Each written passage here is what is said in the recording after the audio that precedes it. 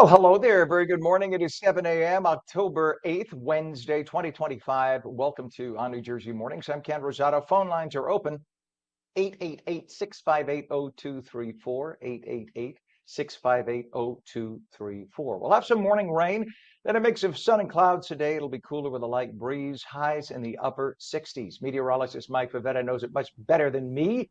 He's here with a full Garden State forecast for us. Good morning, Mike. Or do I, Ken? Or do I? Because I was surprised. There's not a lot of rain that fell overnight.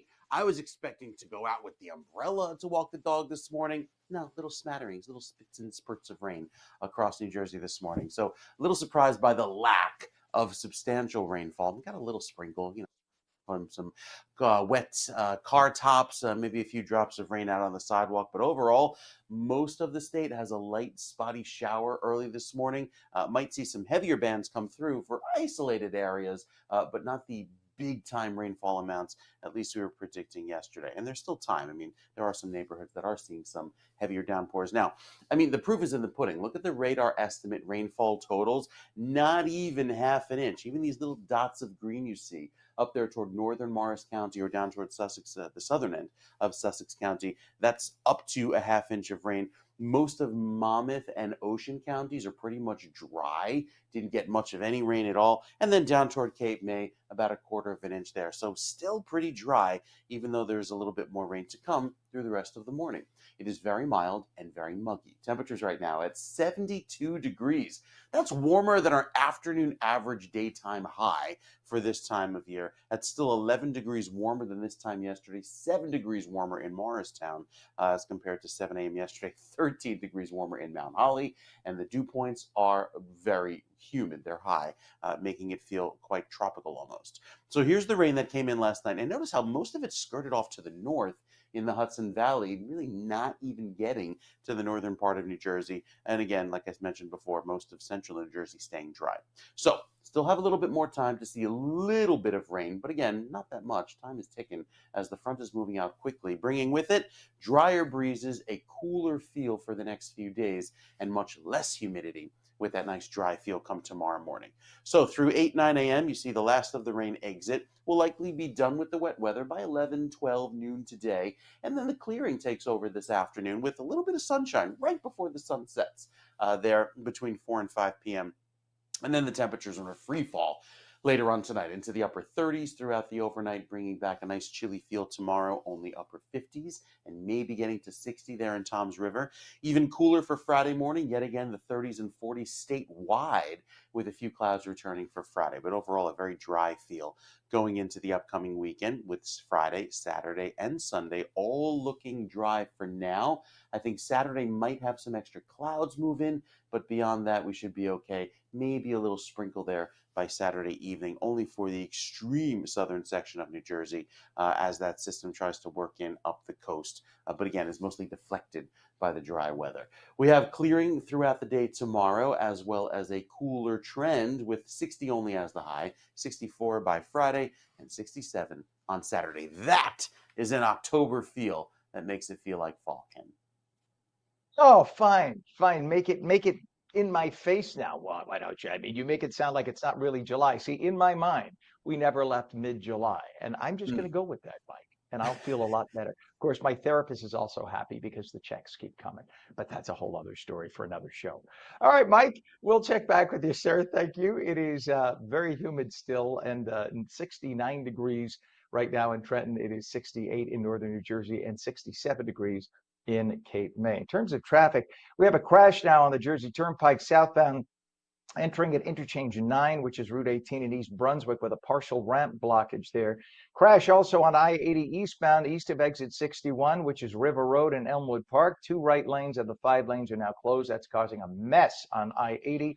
Crash on the New Jersey Turnpike ramp to southbound Garden State from interchange 11 at Woodbridge Township.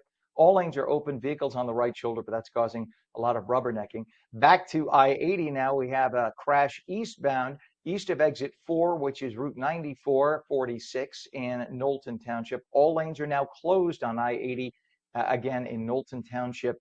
And we have a vehicle off the roadway on the Garden State southbound, south of 172. That's up by the Rockland border by Grand Avenue in Montvale. and we have the right shoulder closed through there. Just a mess. A little bit of water on the roadways has definitely caused issues traffic-wise throughout the region. So please give yourselves extra travel time, travel accordingly.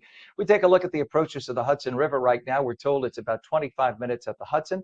It's 30 minutes already at the Lincoln. And let's look at 8095 approach to the GWB upper and lower levels. It is a mess. You can see the upper level on the right, lower level on the left, and all those headlights reflecting off of the wet roadways. Things are taking some time. Don't take those shoulders. You're not allowed to do that. You get a ticket for it. Right now, we are told that it is going to cost you about 40 minutes making your way into Manhattan via the GWB approach.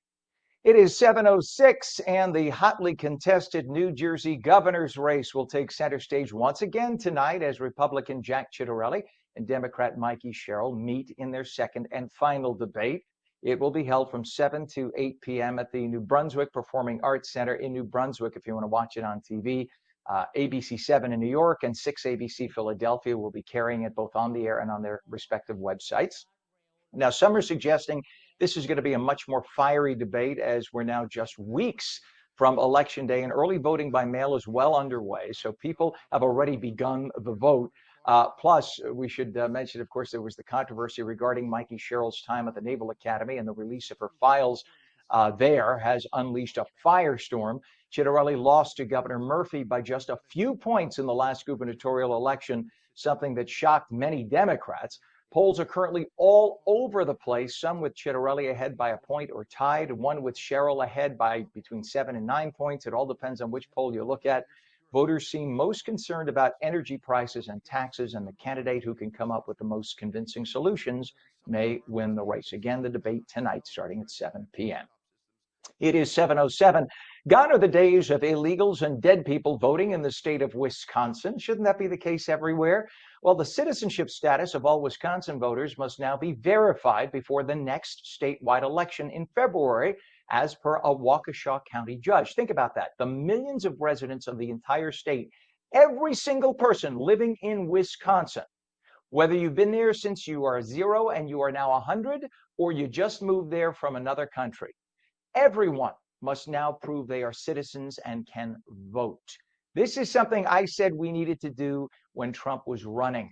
Every person in the United States should have a week where you have to recertify your ability to vote, therefore ruling out the dead people on the polls, the people who are here illegally, the people who vote 3 times. Get rid of them. Just clear the polls. Make it clean and start it over again. This ruling from the Waukesha County Circuit Judge Michael Maxwell now requires the Wisconsin Elections Commission to review the state's voter rolls over the next 5 months to determine whether anybody who is not a U.S. citizen is registered to vote. Maxwell also ordered election officials to verify citizenship, of any new registrants.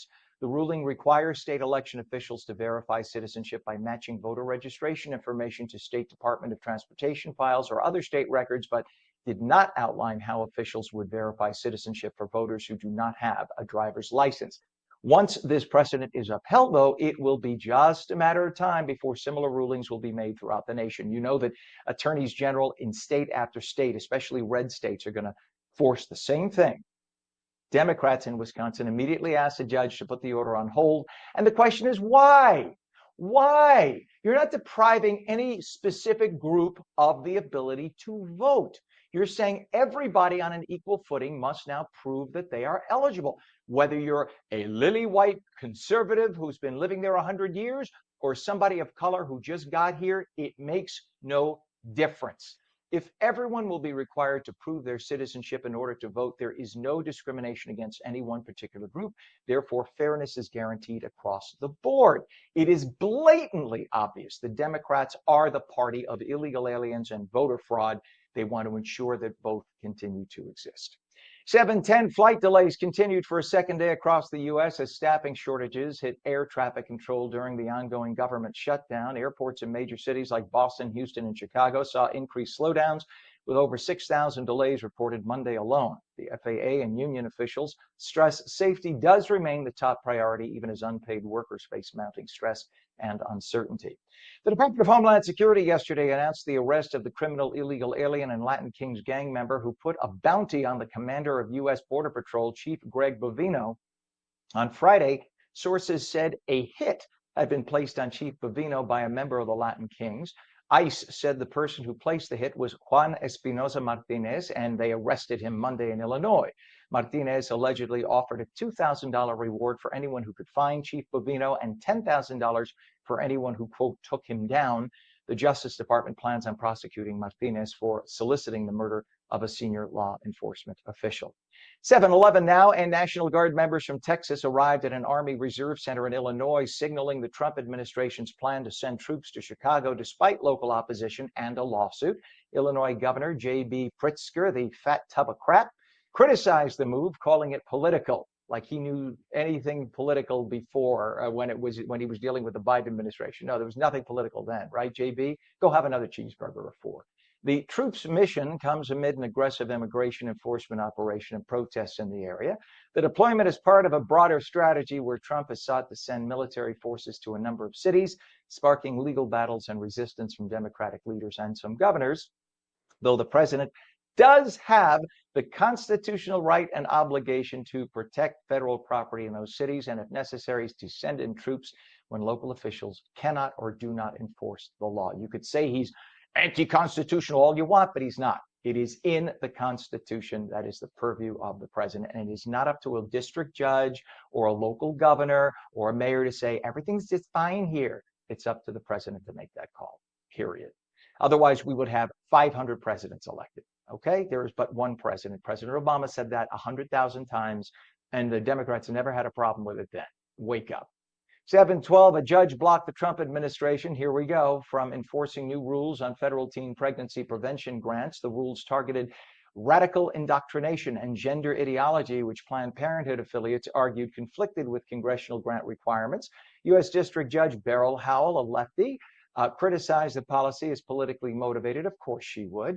The ruling protects numerous grant recipients, including nonprofits, health departments, tribes, and universities, but will likely be successfully appealed, as it always does happen, to a higher court, once first blocked by liberal district court judges. They just appeal it to another judge who has to abide by stricter rules, and the lower circuit court judges' ruling gets tossed out. I think what we need to do is have these lower circuit court judges disbarred, as it's proven time and time again that their rulings are nothing more than political crap. They know full well they have no authority, but they're doing it just to delay the president. If that can be proven time and time again, everyone who does that with obvious intent should be disbarred. You should be disbarred, kicked off, done. It is 7:13. A medical helicopter crashed on a Sacramento highway after a mid-air emergency in California. 3 crew members were critically hurt, including a woman who was pinned under the aircraft. But get this, motorists and firefighters worked together and lifted the whole damn helicopter to rescue the woman. It's amazing when the adrenaline gets pumping. The FAA and NTSB are now investigating the crash. Nobody on the ground got hurt. And U.S. exports of whiskey and other spirits dropped 9% in the last few months because of trade issues and an overall reduction in alcohol consumption. Markets like the EU, Canada, the UK, and Japan all bought less. It's not known if it was definitely tariffs. People are drinking less alcohol overall. They're buying mocktails and non-alcoholic beers.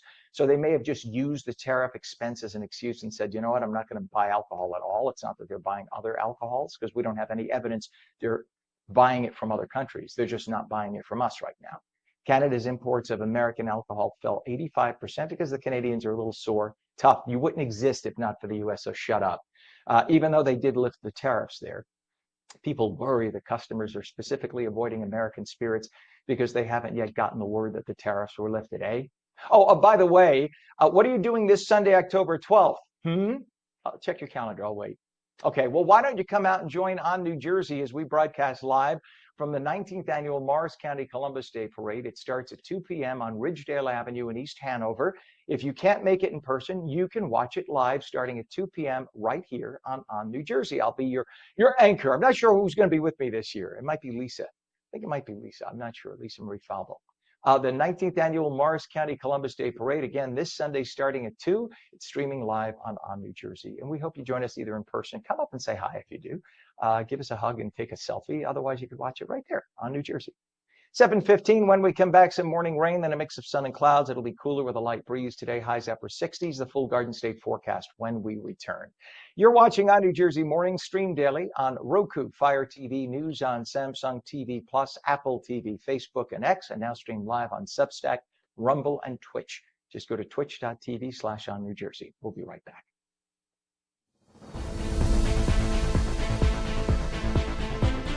To move into clean power. It's going to cost you an arm and a leg, but if you're a good person, you'll do it. Unbelievable. Talk about out of touch. I'm Jack Chitterelli. Politicians like Mikey Sherrill and Phil Murphy just don't get it. They're making New Jersey unaffordable, especially for the middle class. We need a change. My plan brings down property taxes, lowers electricity bills, and cuts your income taxes. Because you should keep more of what you earn. It's time to fix New Jersey. When I'm governor, we will.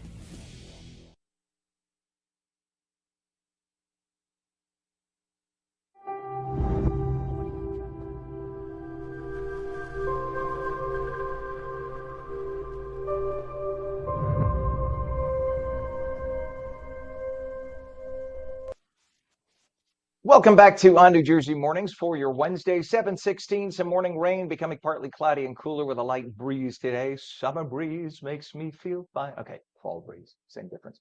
Highs in the upper 60s. Meteorologist Mike Favetta with the Garden State forecast. Mike, I thought I would serenade you. Summer breeze, but wait until you see this. Here's the disconnect of just how cold it's going to get tonight. We've got freeze watches up in New Jersey for 3 counties. Yeah, I know. So up where our director Pam lives, this is like focused for her and her, like, mood. Hey, wait, whoa, Mike. Yes, let's Pam lives, hang on, excuse me. I'm sorry to interrupt. Pam lives on top of a 47,000-foot high mountain in the north. She's near Nanook, next to 47 feet of snow. That's it, right there. You see? That's it right there. I told That's you. Pam's house covered in blue, like Elsa just came and did her frozen magic. So that's essentially what when you're waking up. There will be frost tomorrow. There will be the little ice crystals on the blades of grass. Very pretty up in extreme northern New Jersey. And that goes through 9 a.m. on Friday. So not only tomorrow morning, but again, another round of very cold weather on Friday morning. So that's Warren County, Sussex County, and Western Passaic County there, highlighted in blue. Down along the coast, you have some pretty rough surf with the winds, and so some coastal flooding potentially, thanks to that full moon as well, coming off of our full moon at least. So going a little bit forward, you see all of the rain now that's working through northern New Jersey. Kind of this stripe here. Let me zoom it down a little bit. It moved since I last set this up. A little bit of a line of these heavier showers kind of coming along Route 78 here and Route 22, working their way south and east across 202 and 206 there in Hillsborough into Somerset.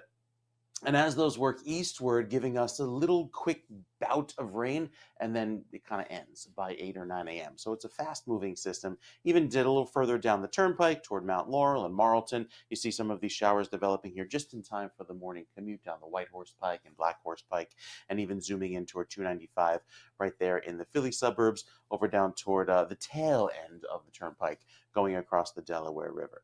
So with the future radar showing most of the rain now moving into Monmouth and Ocean County throughout the rest of the morning, you've been dry so far, but there is still a little bit of substantial rain that'll take over, even though you've received a trace of rain so far this morning. Not much to be picked up on the radar map already.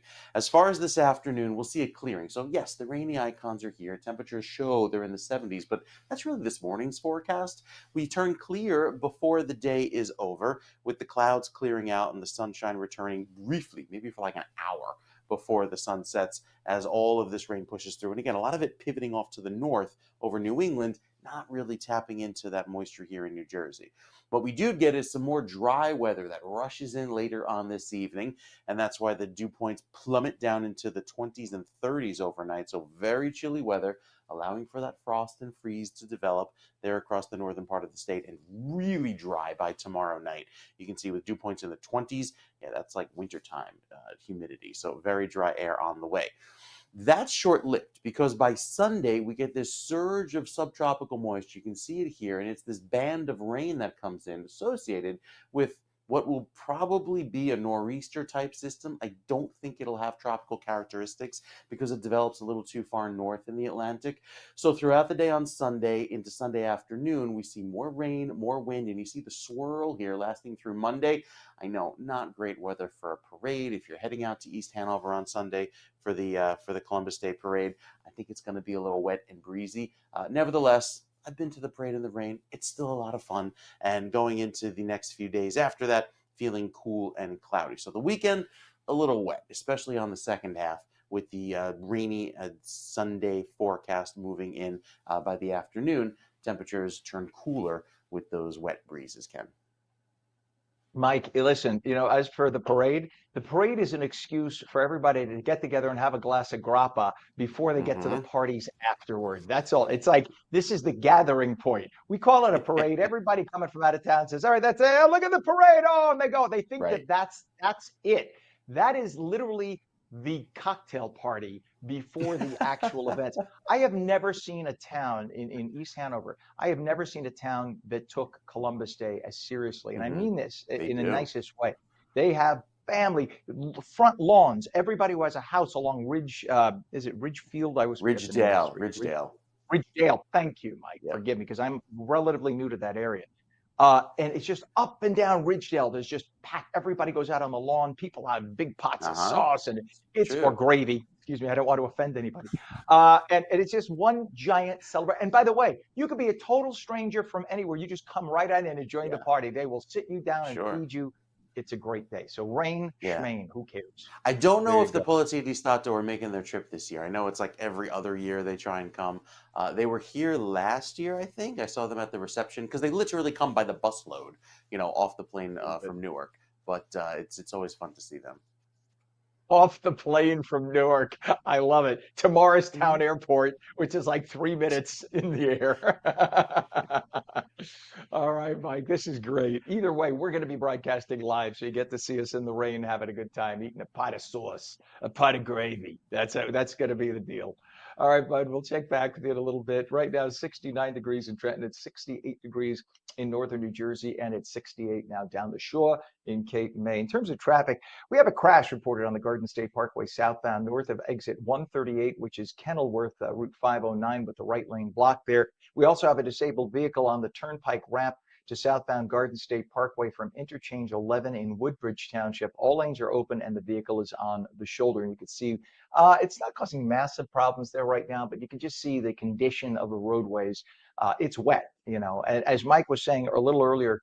Some spots have a lot of rain. Some spots have a little spotty drizzle. So you don't know until you hit it that the roadways, when roadways first get wet, you have the water mixing with oil on the road and it gets slippery. So just give yourselves a little time and a little distance to the next car. We have a crash on the Turnpike southbound entering interchange 9, Route 18 in East Brunswick.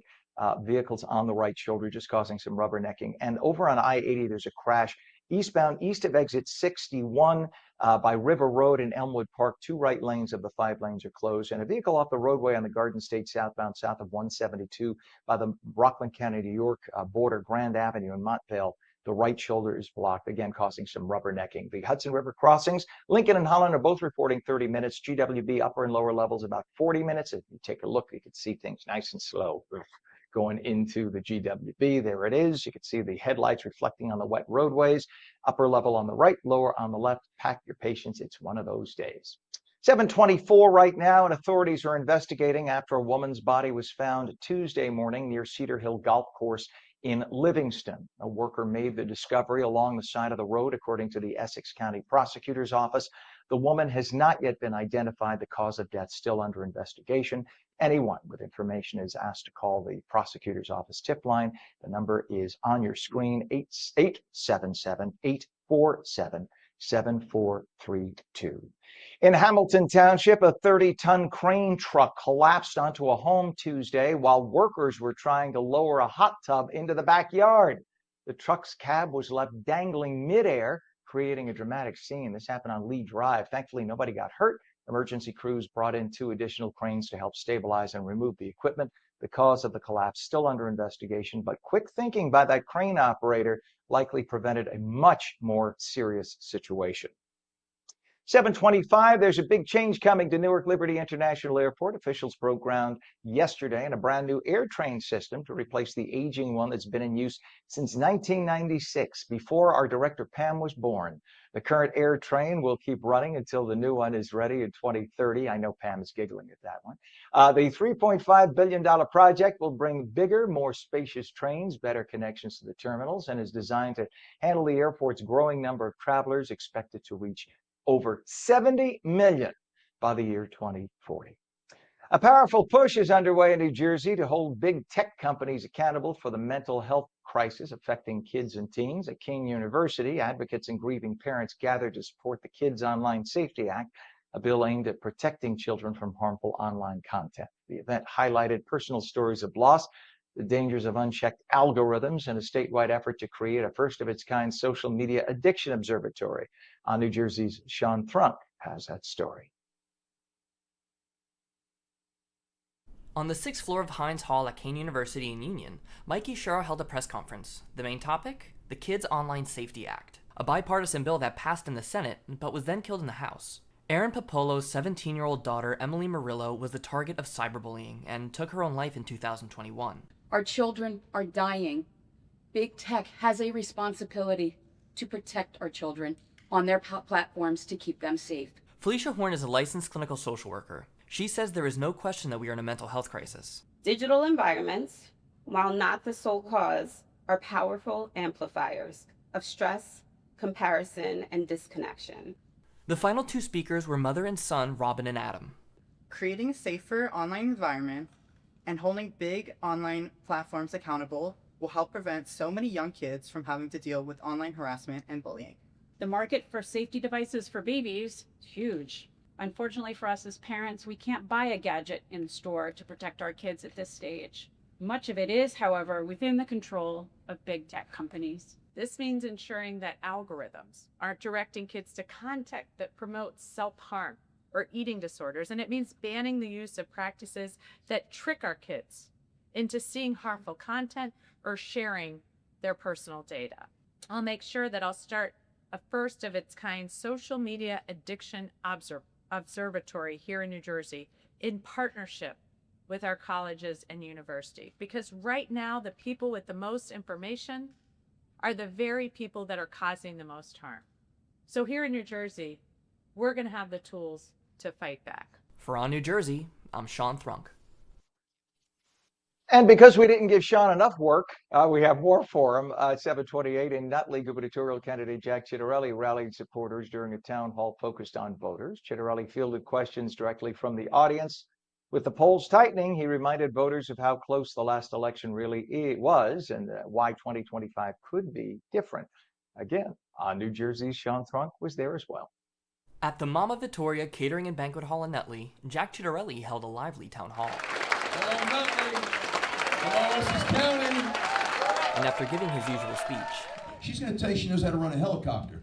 Did you watch the first debate? It's clear. This woman doesn't know a damn thing about running the state of New Jersey. She just doesn't. He opened the floor for questions from the audience. The questions ranged from immigration. I support the president. He has secured the border. Illegal crossings are down 98%. Retaining anchor. I support the continuance of that. There's only one aspect of it I do not support. You can get that rebate up to making $500,000 a year. I think that's a bit too generous. So for those who are making $500,000 a year, God bless you, but I'm going to take that money and send it other places. And Medicaid cuts. The first job of any governor is to provide for the public health and safety. I promise you that no vulnerable population is going to be underserved in New Jersey under Governor Ciattarelli. Somehow, some way, we will make sure they're taken care of. I promise you that. In 2021, Ciattarelli won Nutley by 577 votes. The number of registered voters in Nutley was 23,086, but only 9,689 ballots were even cast. And as the polls tighten up, this race will likely come down to voter turnout. Fraud is not what cost me the election in 21. You want to know what cost me the election? What? The 700,000 Republicans who stayed home because they didn't think I could win. Yep. Guess what the election did? It was so close, it's now an eye-opening experience. Ciattarelli was right, he can win, and they're coming out this time. We're going to win this race. For On New Jersey, I'm Sean Thrunk. And once again, a reminder that the second and final gubernatorial debate is going to be held tonight, starting at 7 o'clock. It's in Brunswick, and you can see it. It's going to be on Channel 7 out of New York and Channel 6 out of Philadelphia, and on their respective websites. We're going to be watching. We'll do a preview, not a post view, if you will. We'll do a recap tomorrow morning. So make sure you know this is really important, and they are neck and neck. And by the way, what are you doing this Sunday, October 12th? Why don't you come out and join us at ONNJ Jersey? We broadcast live from the 19th Annual Morris County Columbus Day Parade. I'm going to remind you all morning long because I want you there. It starts Sunday at 2 p.m., Ridgedale Avenue in East Hanover. If you can't make it in person, watch it live starting at 2 p.m. right here on New Jersey. It's the 19th Annual Morris County Columbus Day Parade this Sunday starting at 2, streaming live on New Jersey. It is 69 degrees at 7:31. When we come back, some morning rain, then a mix of sun and clouds. It'll be cooler with a light breeze today, highs upper 60s, the full Garden State forecast when we return. Also, we will take your calls at 888-658-0234. You're watching ONNJ Jersey Mornings, and we'll be back in 30.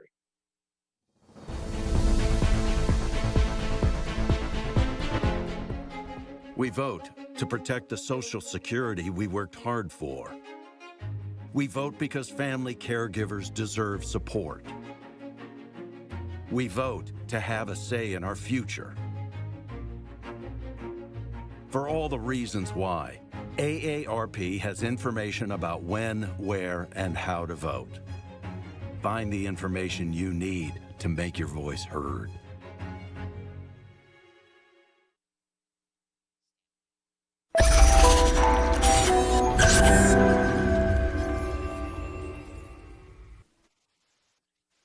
Well, a very good morning to you. 7:32, Wednesday, October 8th. Welcome back to ONNJ Jersey Mornings. I'm Ken Rosato, and our phone lines are open at 888-658-0234. 888-658-0234. Little morning rain, then a mix of sun and clouds. It'll be cooler with a light breeze today, highs upper 60s. Meteorologist Mike Favetta has a full Garden State forecast. Mike, so we're basically at our high for the day. Is that where we are?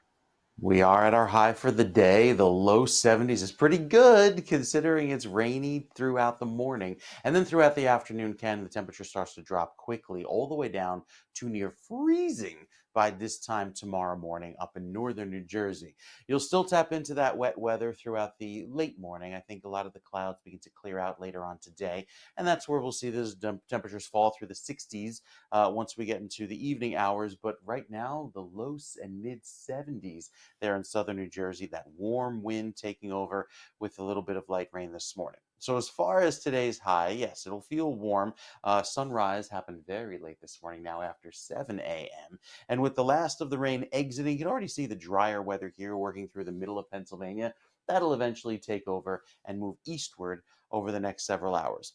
We have a new tropical storm. It's Jerry down in the Atlantic. And as that system develops into a forecast hurricane by the middle of the week, closing in on, say, Thursday timeframe, it's tomorrow, bringing back a gusty wind there for most places in the Eastern Caribbean, kind of skirting the northeastern Caribbean islands and then heading east of Bermuda.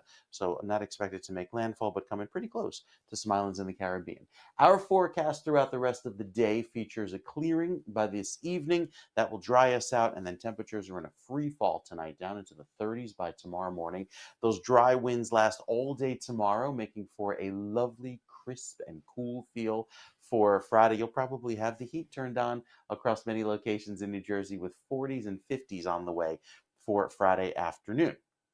Then we get into the weekend, and when the front passes, that'll clear us out, bring back the dry weather. It settles in this high pressure, but yesterday we had the high pressure kind of sitting on top of us, and right now it looks to be skirting out to sea a little sooner, which means there's an opportunity for that moisture to come in from the south. And you see it here, the leading edge of what will be probably a nor'easter. Again, it's hard to tell because it hasn't developed yet. If it develops a little further south, it gets some tropical characteristics, gets a little more moisture. If it develops a little further north, it starts to grab its energy from the atmosphere, which would make it a little windier with less rain. So I think it'll, right now, middle of the road solution, have some rain and wind developing on Sunday morning. That takes us into Sunday afternoon, and some of that rain lasts into Monday as well. Yeah, I got to update these icons. They changed on me. But there will be some rain on Sunday into Monday, probably exiting by Tuesday. Notice temperatures in the 60s only, so a big change from this last week as we've seen just warm weather overall. Now we're trending cooler, as we should be, through the rest of the next part of the month. And again, best chance for some rain there is down south across southern parts of New Jersey in Sunday and Monday time frame with that wet weather. But overall, a cooler feel, a fall feel. We can kick the humidity out of here because I don't think it's coming back anytime soon, at least in the short term, Ken. I got it down. I made a note. I see I actually have a pen handy today. Thank you, Mike. It is 69 degrees, basically around within a degree or two of our high for the day. So this is, if you want to see what temperature it is and what to pack in terms of a coat, this is what you pack. So you may not need anything. 69, just a little rain gear. That's about it. In terms of traffic, we do have a bunch of things going on. Let's go over the Garden State Parkway if we could. Over by, let's see, this is by exit 138. There's a crash on the GSP southbound north of 138, which is Route 509 in Kenilworth. The right lane is blocked, and you can see everybody hitting their brakes. This is within half a mile of where that issue is. So you can see everybody hitting their brakes heading into that. People on the right lane are making their way over, just like the report says. We have a downed tree on Route 63, both directions, Fairview Avenue and Fairview. All lanes are closed there. That's causing a mess in Fairview up in the northern part of the state. Disabled vehicle on the Turnpike ramp to southbound Garden State Parkway from Interchange 11 and Woodbridge. All lanes are open, vehicle on the right shoulder, but a lot of rubbernecking. And we have a crash on the Turnpike southbound, entering at Interchange 9, Route 18, East Brunswick. 2 vehicles on the right shoulder there. We have a crash on I-80 eastbound, east of exit 61, Route 507, River Road in Elmwood Park, with 2 of the 5 lanes on the right side closed.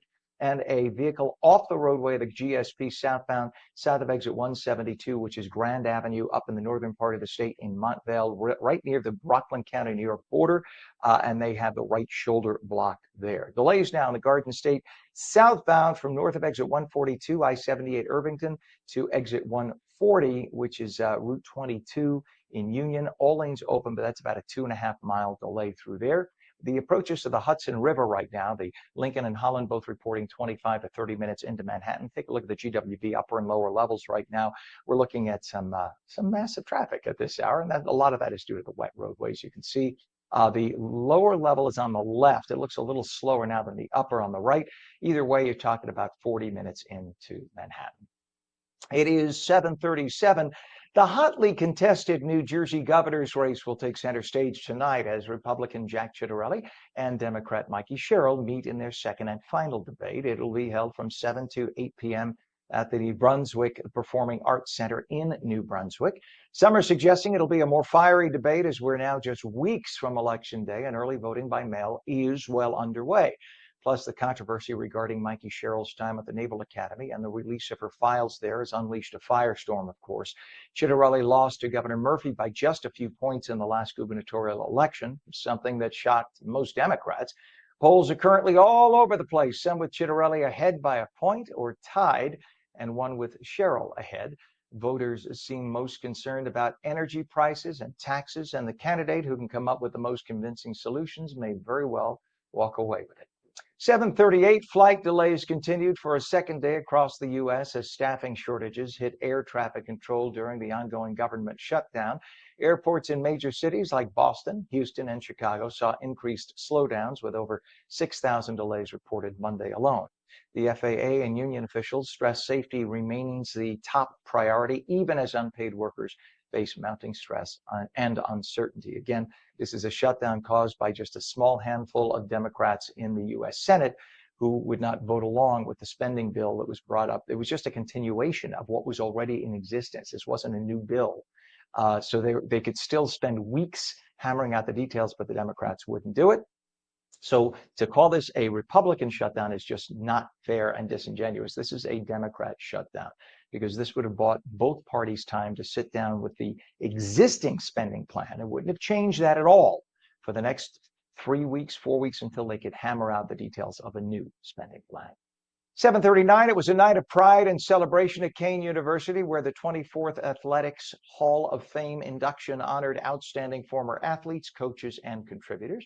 From field hockey to soccer and beyond, the inductees shared emotional reflections on their journey, the impact of sports, and the lifelong bonds built through competition. The event also recognized recipients of the prestigious Ippolito Legacy Award, highlighting Kane's commitment to both athletic and mental health excellence. On New Jersey's Sean Thrunk reports from Liberty Hall. Inside Liberty Hall at Kane University, dozens gathered to celebrate the 24th Kane Athletics Hall of Fame induction ceremony. I feel very grateful and blessed. I was always an athlete all my life, and I had the opportunity to play here at Kane, and then after my playing experience, I still wanted to be involved in athletics, and I had the opportunity to be the assistant coach and then become the head coach. So I'm still living my dream out. When I was playing at college, I didn't really think of my future. I just was like, soccer, athletes, but I do really love seeing my life evolve and coming back here and seeing where I am now. Just, being asked to be inducted into this Hall of Fame was just incredible. I originally came to Kane to play field hockey, so getting this honor while, living my dream out and earning an education was just crazy. It's incredible. Very humbled to be here. I never thought I'd actually get the call, but, I'm very fortunate and couldn't have done it with a lot of the support from my teammates and my coaches. I never thought I was going to get inducted because of only playing for 2 years. I did give it my heart and soul every time I played when I got on the court, whether it was for a game or practice. I know that it finally paid off. Alongside the Hall of Fame recipients, Kane Athletics awarded their prestigious Pat and Deanne Ippolito Legacy Awards. It's incredibly humbling, and I think actually for me it's more of a symbol for the great work that all of the athletics department does across the board, from administrators to the student athletes, on paying attention to the importance of mind health. The people are great, the athletic department is great, the administration here at Kane is great. Mark Anaker is a former Kane police officer who flew back from South Carolina to celebrate the honor with his family. We put a lot of pride in being police officers here, and for me to get honored as the little man is huge. This event served as a reminder of Kane's athletic excellence and validates the university's slogan that Cougars climb higher. For On New Jersey, I'm Sean Thrunk. The time is 7:42 now, and Attorney General Pam Bondi got into a heated exchange yesterday with liberal Connecticut Senator Richard Blumenthal, pointing out how he lied about his military record after he questioned her about the lobbying activities of her former law firm. The confrontation took place during a Senate Judiciary Committee oversight hearing when Blumenthal asked Bondi about a merger involving her former firm, Ballard Partners. Well, Bondi was quick to fire back, reminding the nation that Blumenthal was a liar about his military record. Stolen valor. What conversations did you have with Mr. Ballard? Senator Blumenthal, I cannot believe that you would accuse me of impropriety when you lied about your military service. I am you not lied. asking You admitted you I am lied not to be accusing elected a you of U.S. senator. impropriety. You I'm asking lied. you How about dare you? I'm a conversations career prosecutor. with Mr. Don't you Ballard, ever challenge my integrity. had I have apparently- abided by every ethics standard. Do not question my ability to be fair and impartial as Attorney General, and anything You'll with answer that my question to former another of my firm, colleagues. Ballard Partners. Thank you. I don't know, Democrats in the Senate, normally Republicans roll over like dead animals on the side of a road when they appear before the Senate Democrats. Not under the Trump administration. All of his secretaries, they basically whip you an ass. So you Democrat, by the way, every Democrat senator kind of kowtowed back and just think about it. You have a powerful female testifying, and you have these nerdy, wimpy old white men, and literally they're afraid to stand up. This is the difference between Democrats and Republicans. They think that if they stand up against a female, in this case, male-female dynamic, that they're somehow being misogynist. No, if you take the role, and here I'm giving you a little advice to the Democrats. If a woman takes on the role of head of a department, okay, in this case, Attorney General, it's fair game. You're allowed to attack her, but she's just damn better than you. You're a bunch of old men who don't deserve your position as senator, and she ripped you an ass. You looked like fools. So Bondi was on fire. She testified before the Senate for hours. She had a horrible cold and all. Didn't matter. She tore down one Democrat after another, leaving them speechless. If you go online, you go to YouTube, take a look at what happened yesterday with Pam Bondi in the Senate. You will see what I'm talking about. It's like you grab a bag of popcorn and watch. It was incredible. She was a master at it. 7:45 again. I'm going to remind you, what are you doing this Sunday, October 12th? Why don't you come out and join us on New Jersey as we broadcast live from the 19th Annual Morris County Columbus Day Parade starting at 2 on Ridgedale Avenue in East Hanover. And if you can't make it in person, watch it live starting right here, 2 p.m. on New Jersey. The 19th Annual Morris County Columbus Day Parade this Sunday starting at 2, streaming live on New Jersey. 7:45 now, 68 degrees. When we come back, October is Menopause Awareness Month. We will talk about it. Some morning rain, then a mix of sun and clouds. It'll be cooler with a light breeze today. Highs in the upper 60s. The full Garden State forecast when we return. You're watching On New Jersey Mornings. Stream daily on Roku, Fire TV, News on Samsung TV Plus, Apple TV, Facebook, and X. And we're streamed live on Substack, Rumble, and Twitch. Just go to twitch.tv/ONNJersey. We're right back.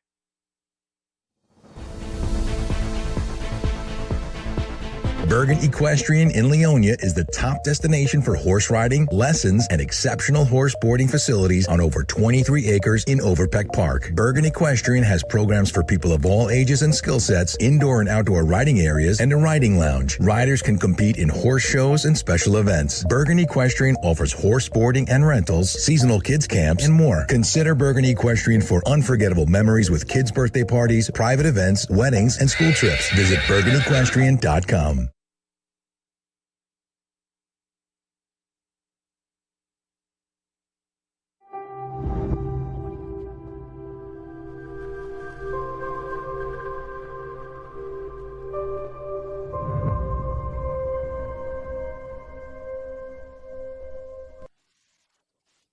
Welcome back to On New Jersey Mornings for your Wednesday, 7:46. Some morning rain, a mix of sun and clouds today. Cooler with a light breeze. Highs in the upper 60s to low 70s. Meteorologist Mike Favetta with the full Garden State forecast for you. Good morning, Mike.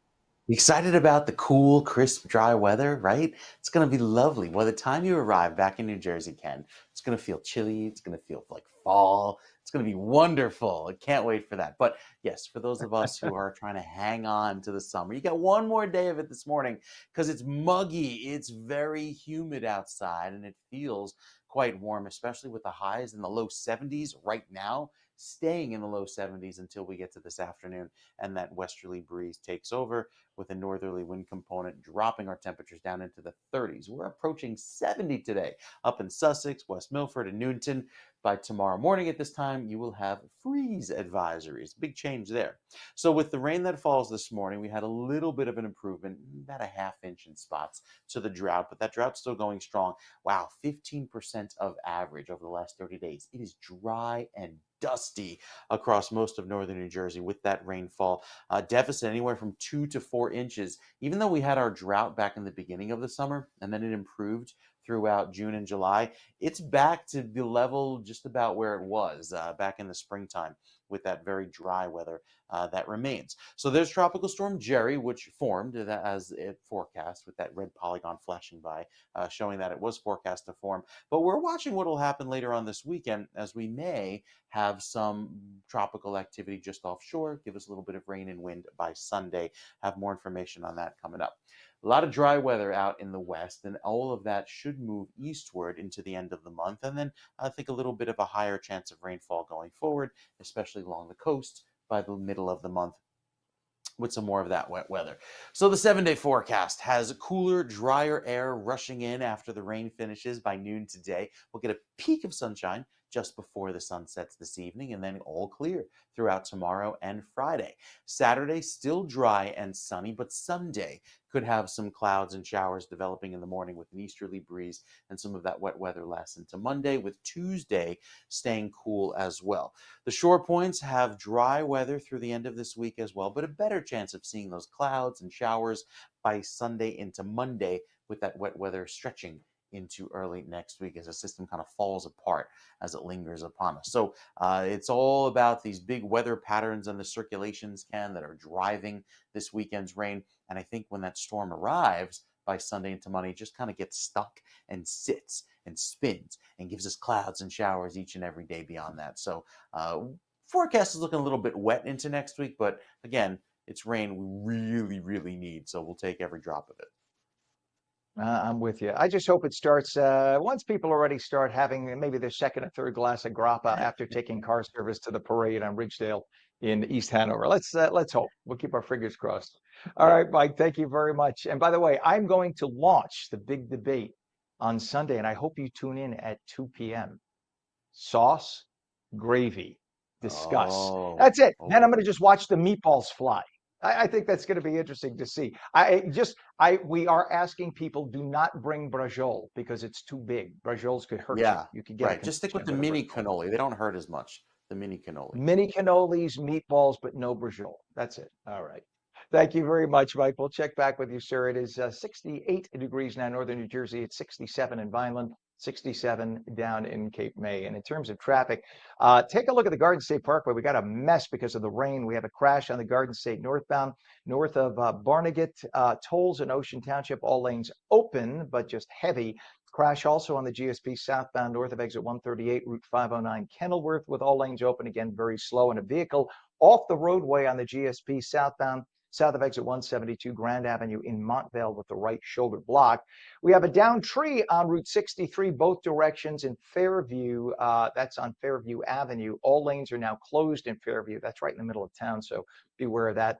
Over to I-80 we go, and we have a crash on I-80 eastbound, east of exit 60, Route 20 in Patterson. The center lane of 3 lanes closed, and you can see, look at all the headlights there, just bumper to bumper traffic. Another I-80 crash eastbound, east of exit 61. So it's just about a mile after that. I guess people kind of hit the brakes when they saw that, and that caused the second exit accident, I should say. That's by River Road and Elmwood Park, with 2 right lanes of the 5 lanes now closed. And your Hudson River approaches, you got 25 to 30 minutes at both the Holland and the Lincoln. Take a look at the GWB upper and lower levels, 80-95 approach. On the right, you have the upper. On the left, you have the lower. Something's going on in the leftmost lane of the lower. You can see on that on the traffic cams, but you're talking about 40 to 45 minutes across on the GWB right now.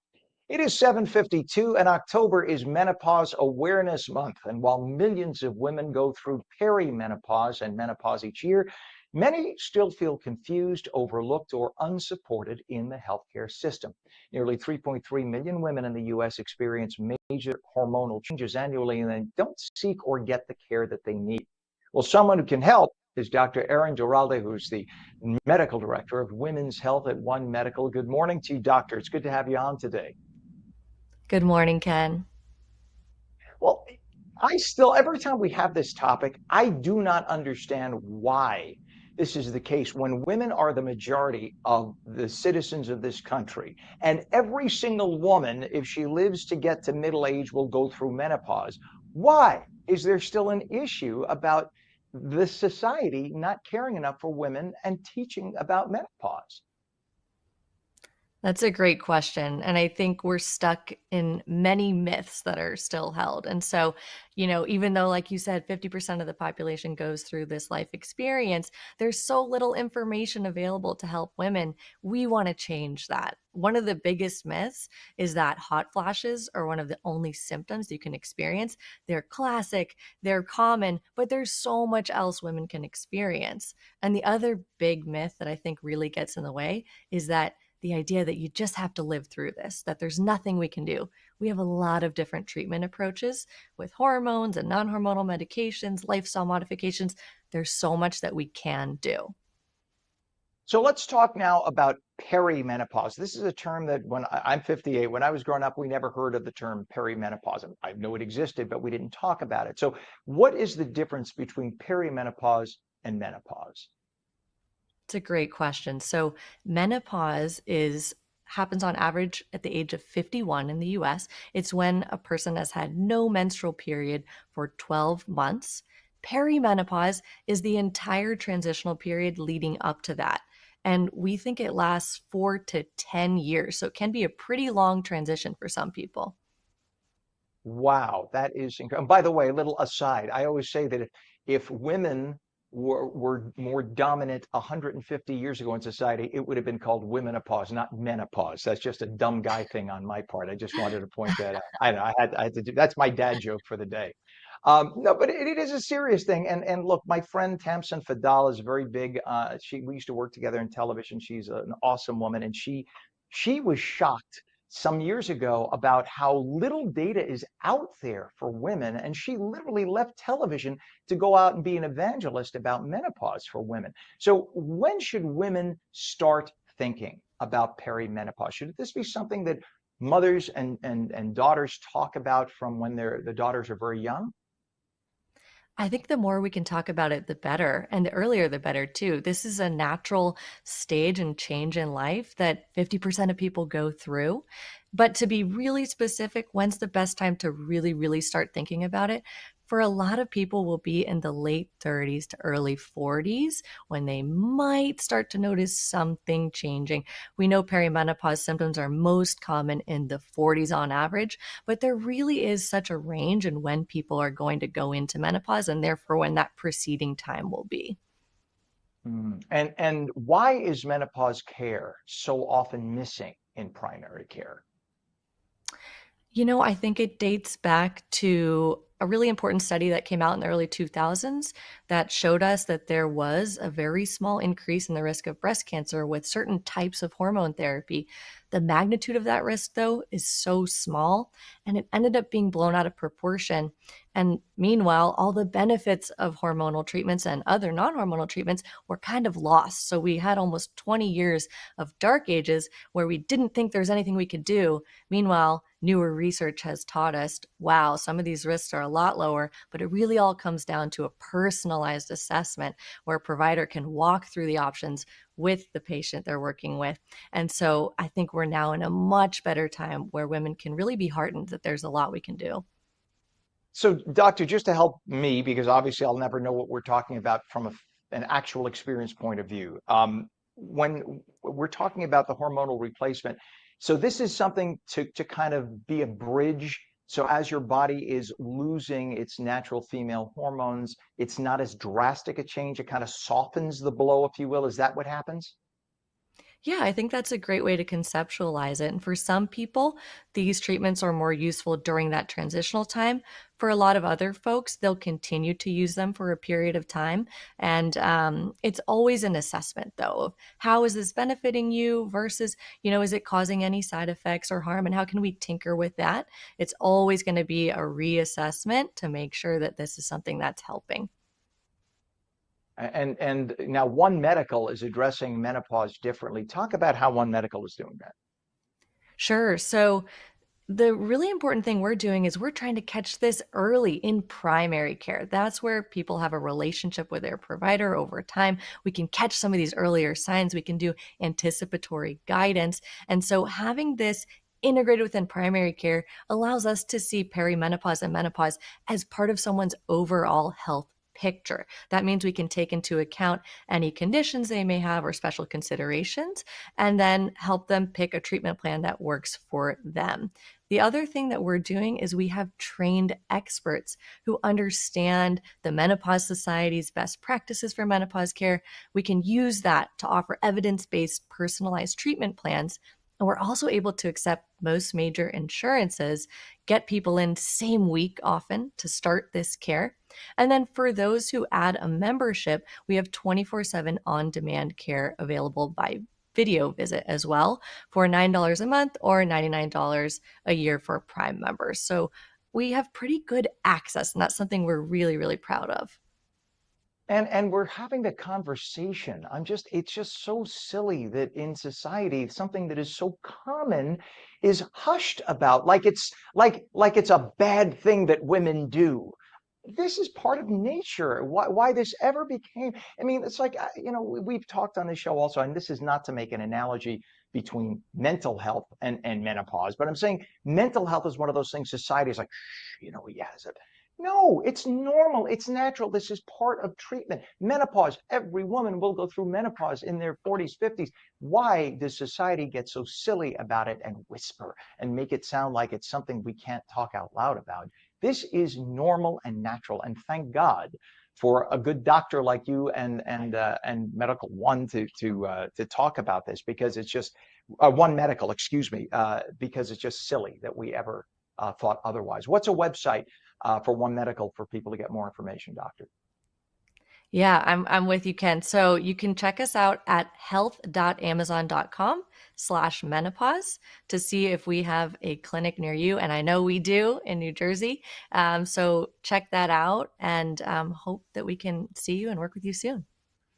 Yeah, you're one of the first clinics right here in New Jersey, and a great one too. Spotless and a whole new type of healthcare right here from Amazon. So that's fantastic. Again, October is Menopause Awareness Month. Dr. Erin Duralde, who's the medical director of women's health at One Medical, thank you so much for joining us this morning on this really important topic. Thank you. You bet. It is now 8 o'clock, 69 degrees. And when we come back, October is also World Down Syndrome Awareness Month. And we're going to talk about that. So morning rain, a mix of sun and clouds. It'll be cooler with a light breeze, highs upper 60s. The full Garden State forecast when we return. And we'll take calls at 888-658-0234. You're watching On New Jersey Mornings, and we'll be right back.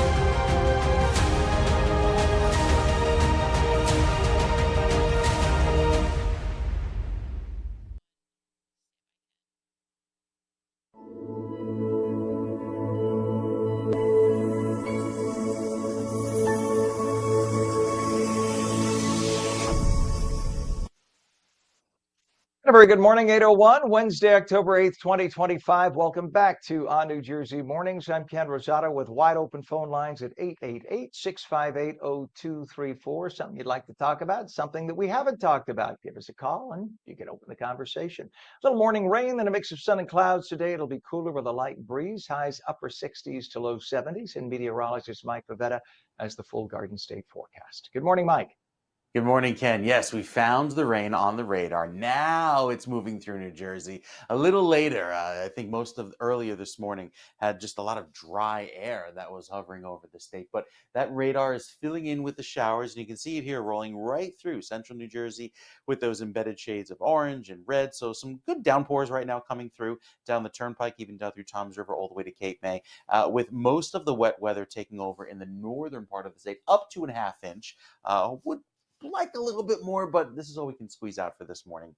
So we'll keep that rain around for the first part of the morning with a gradual clearing. Temperatures already have warmed into the mid and upper 60s in northern New Jersey, 70 over in Toms River, 70 in Atlantic City, and 72 in Camden. That is warm to start the day. It's a whole 7 degrees warmer than this time yesterday, 2 or 3 degrees warmer up in northern New Jersey. And it's humid with the dew points approaching 70, which is like Florida levels of humidity. In October, that's rare. But we get another round of dry weather that returns throughout this afternoon, clearing out the rain first by noon, and then clearing out the clouds before the day is through. So we actually get a break of sun before the sun sets early this evening, closer to 6:30, as overall a drier northwesterly wind takes over and dries us out into tonight. So here's the last of the rain that's exiting this morning, clears out by the lunch hour, clouds clear out through this afternoon. We get some nice sunshine in here and cooler weather overnight. Some freeze warnings up to the north and west for those temperatures that dip down into the 30s. And we only rebound into the 50s tomorrow. So a much more pleasant and comfortable feel with that dry weather reinforcing throughout the day on Friday. Into the weekend, Saturday and Sunday sees a little bit more cloud cover. And this is due to the high thin clouds off of what may be a tropical system that works in offshore and gives us some rain that comes in by Saturday night into Sunday with an easterly wind. It's a mess coming in for Sunday, especially down the shore. But I think northern New Jersey should scathe by until Sunday afternoon when that rain gets going into Sunday evening. So the next few days featuring another round of dry and much cooler weather that makes it feel like fall. I know many people are just waiting to try on the fall apparel. You haven't been able to wear it so far because you're just rocking the shorts and short sleeves in the first week of October. But yeah, cooler weather is a-coming, and we'll tell you more about that coming up. All right. I used to work with a guy in radio years ago. His name was Brian. We used to call him Boy Brian because he looked like he was like 40, but he looked like a boy. He had like no facial hair. Anyway, that's aside. But he used to wear, it could be It could be 20 below.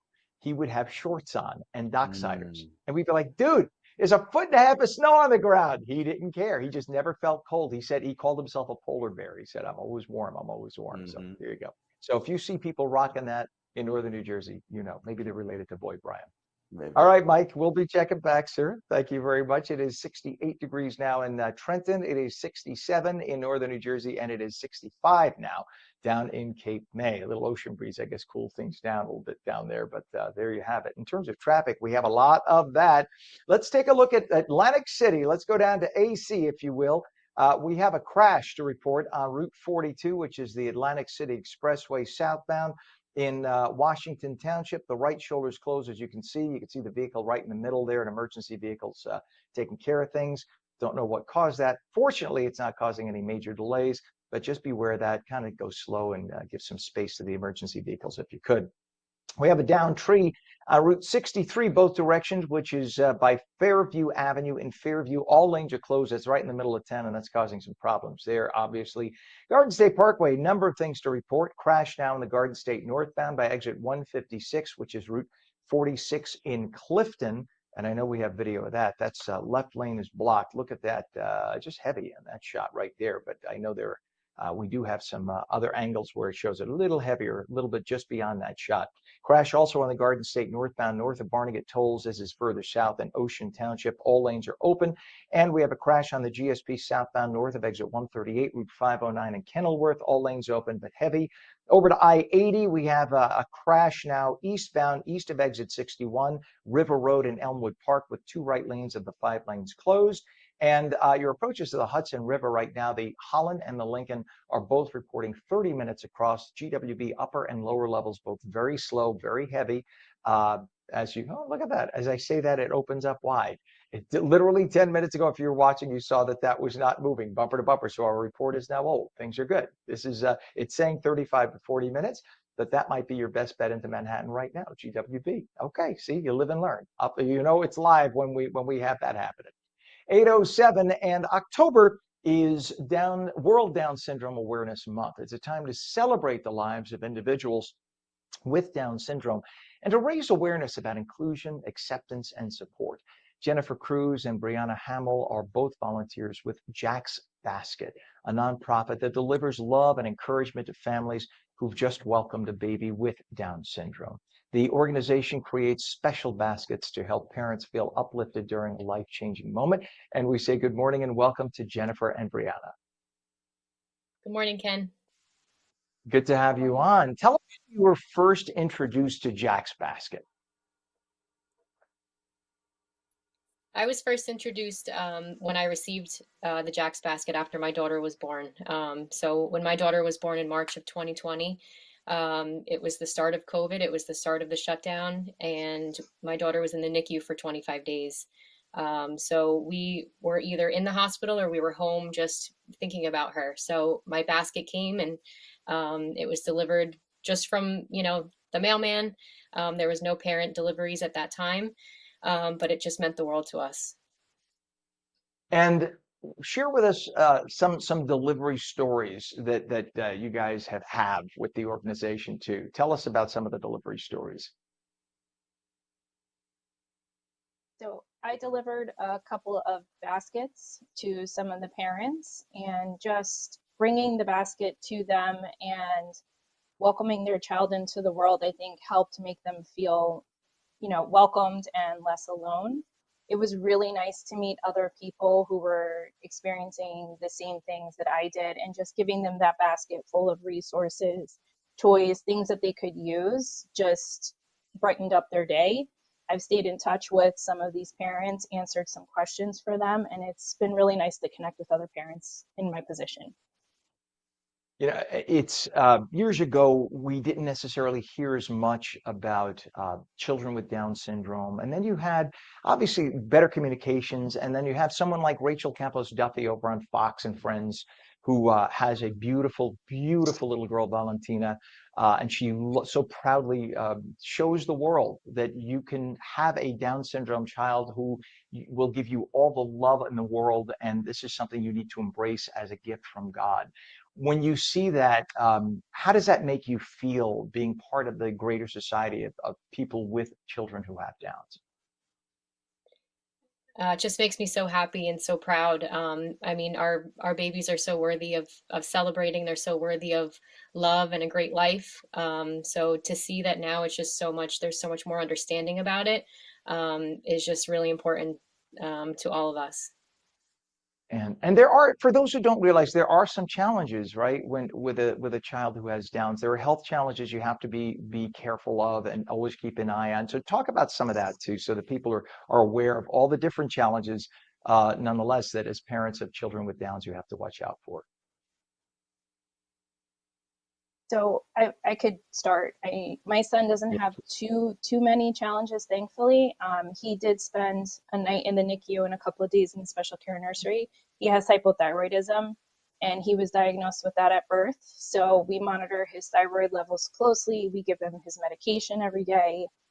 Trying to get the tablet into a 1 or a 2-month-old is difficult. It's not the easiest, but we managed to find a way. We're monitoring his heart. His pressures were a little elevated, but so far so good. And most recently, he was diagnosed with sleep apnea, which is something common that happens with kids with Down syndrome. And we're hoping that having his tonsils removed and his adenoids removed will help with that. So I consider myself pretty lucky.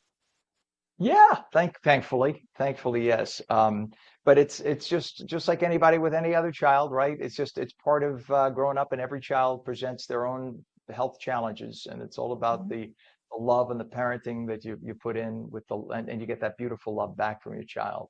How did you both get involved, by the way, as volunteers, and what do you do now? So I remember I received the email from Jack's Basket asking for parent volunteers. I was home on maternity leave at the time after having my son.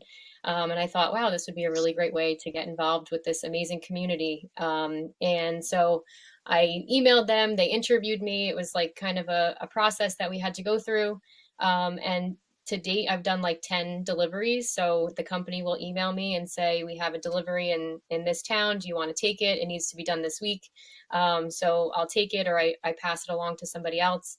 Or they'll email me and say that they need a remote parent connection, which just means that there's somebody that kind of lives far away, and we just like text and we call and we just, welcome this person, and the company ships the basket right to them. So that is so cool. I love this whole concept, and it's such a sweet reminder that there are people out there who love you and support you.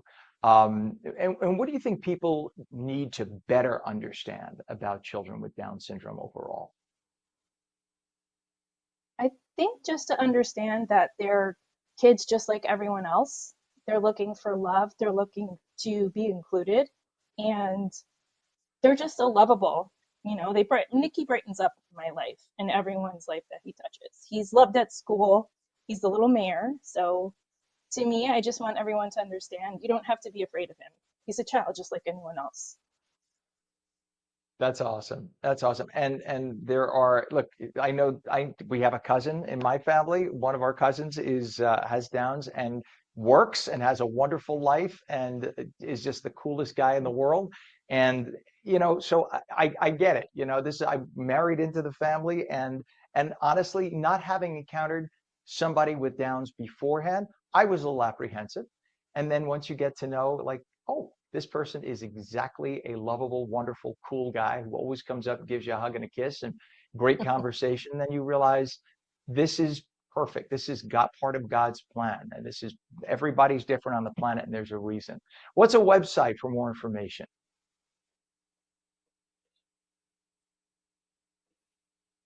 Anybody? For Jack's? Yeah, for Jack's Jack's. Basket? You could just Google Jack's Basket. I believe it's jacksbasket.com. But if you Google it, which is how I found Jack's, you just Google Jack's Basket and it'll bring you to the main webpage.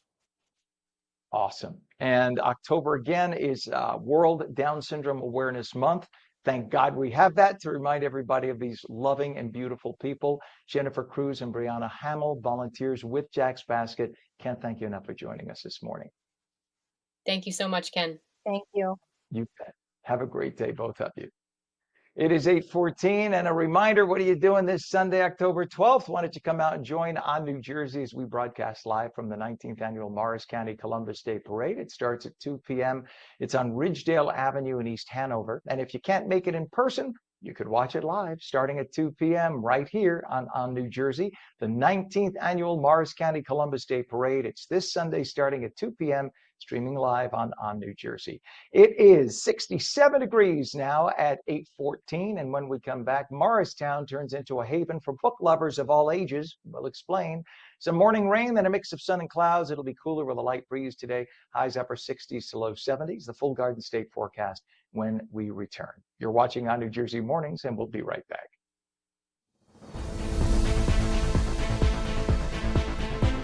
To move into clean power. It's going to cost you an arm and a leg, but if you're a good person, you'll do it. Unbelievable. Talk about out of touch. I'm Jack Chitterelli. Politicians like Mikey Sherrill and Phil Murphy just don't get it.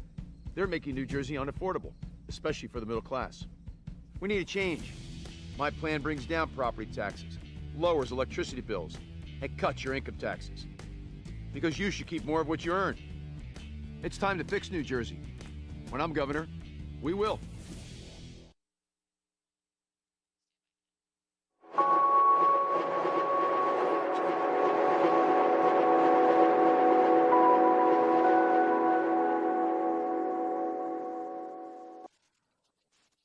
Welcome back to On New Jersey Mornings for your Wednesday. It is 8:16, some morning rain, a mix of sun and clouds. It'll be cooler, a light breeze today, highs upper 60s to low 70s. Meteorologist Mike Favetta with the detailed Garden State forecast for you. Good morning, Mike.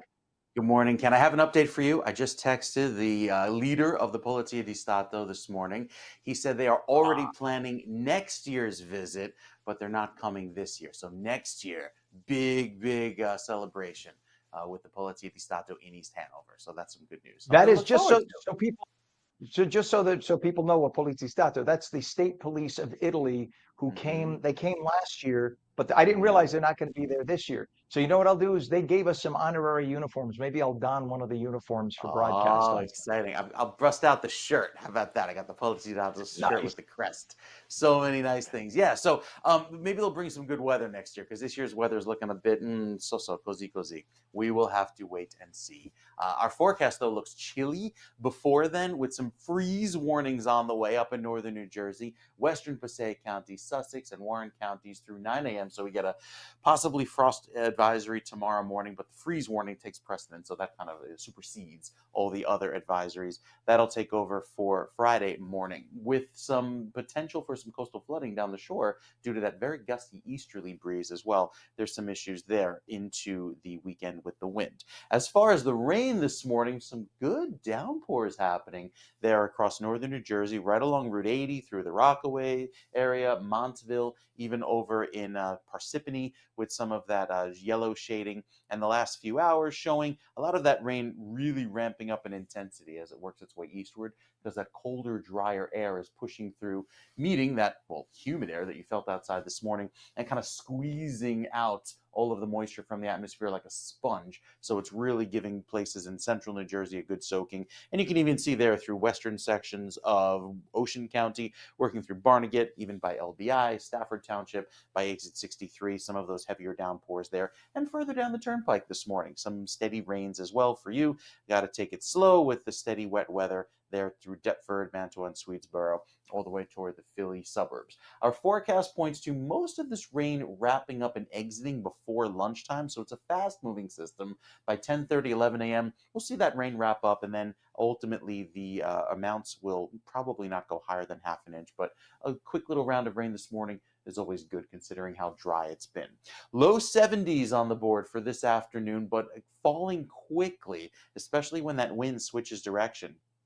So with the last few hours showing the worst of the rain heading off to our north, we tap into a little bit of that moisture, and you can see the radar screen here filling in the last few frames. The air really turns dry when that wind switches direction this evening. So after 7 or 8 o'clock tonight, it gets really chilly. Temperatures drop, and in through tomorrow afternoon, very dry weather with that bone dry air in place throughout the first part of the weekend, especially into Saturday. You'd think that that would hold back a lot of the moisture that comes in for Sunday. Nah, look at all this wet weather. This is some possible subtropical moisture that moves up with the system and gives us a good round of rain throughout the afternoon on Sunday into Monday and maybe even into Tuesday too. But there's a wind component with this as well that could give us some very gusty winds into early next week. It's because it's tropical in nature, it's really hard to pinpoint exactly where that rain will fall and where the winds will be more than 5 days away. So we'll have a better handle on the forecast tomorrow, especially since the system hasn't even formed yet. Got to wait for that step by step. Going into Saturday, there's our forecast for some dry weather with clouds, and then the rain takes over by Saturday afternoon with some cooler weather and northeasterly breezes, which will probably be pretty gusty. So if you are hoping to do the apple picking, the pumpkin picking this weekend, best bet is to do that on Saturday. Leave Sunday for some maybe some parades, for instance, up in East Hanover. Hopefully the rain will hold off until after the parade is through. All right, so we keep our fingers crossed. Just keep our fingers crossed and hope that what we'll do is we'll say prayers in Italian, and God for a change will say, all right, I don't want to hear any more prayers in Italian, and we'll have no rain for like an hour. Then the parade will finish, and everybody can have their grappa, and they can have their whatever. It'll be a fun day. It's going to happen. I promise it's going to happen that way. All right, Mike, keep our fingers crossed. Otherwise, I don't want to be made a liar on the air. We'll check back with you, buddy. It is now 66 degrees at 8:21. In terms of traffic, let's take a look at the Garden State Parkway. We have a crash now reported northbound, exit 150 Hoover Avenue in Bloomfield. All lanes are open right now, but you can see heavy traffic moving through there with the wet roadways. We also have a crash on the GSP northbound by exit 156, Route 46 in Clifton with the left lane blocked there, and a crash on the GSP northbound north of Barnegat Tolls in Ocean Township. All lanes are open. Back to the GSP again. It's on the GSP southbound north of exit 138, Route 509 in Kenilworth with all lanes open. But again, very slow through all of those areas of the Garden State Parkway, again, due to the rain, the wet conditions to report there. We have a crash on Route 42 southbound Atlantic City Expressway in Washington Township. The right shoulder is closed, and a down tree on Route 63, both directions, Route 48 Fairview Avenue in Fairview with all lanes closed right now. So it is what it is because of the weather. We just have to expect that.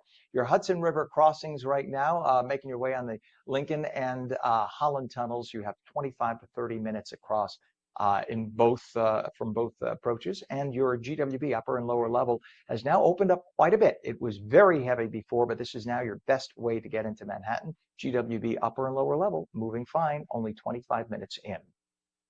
8:22 is our time, and this weekend Morristown is once again turning into a haven for book lovers of all ages.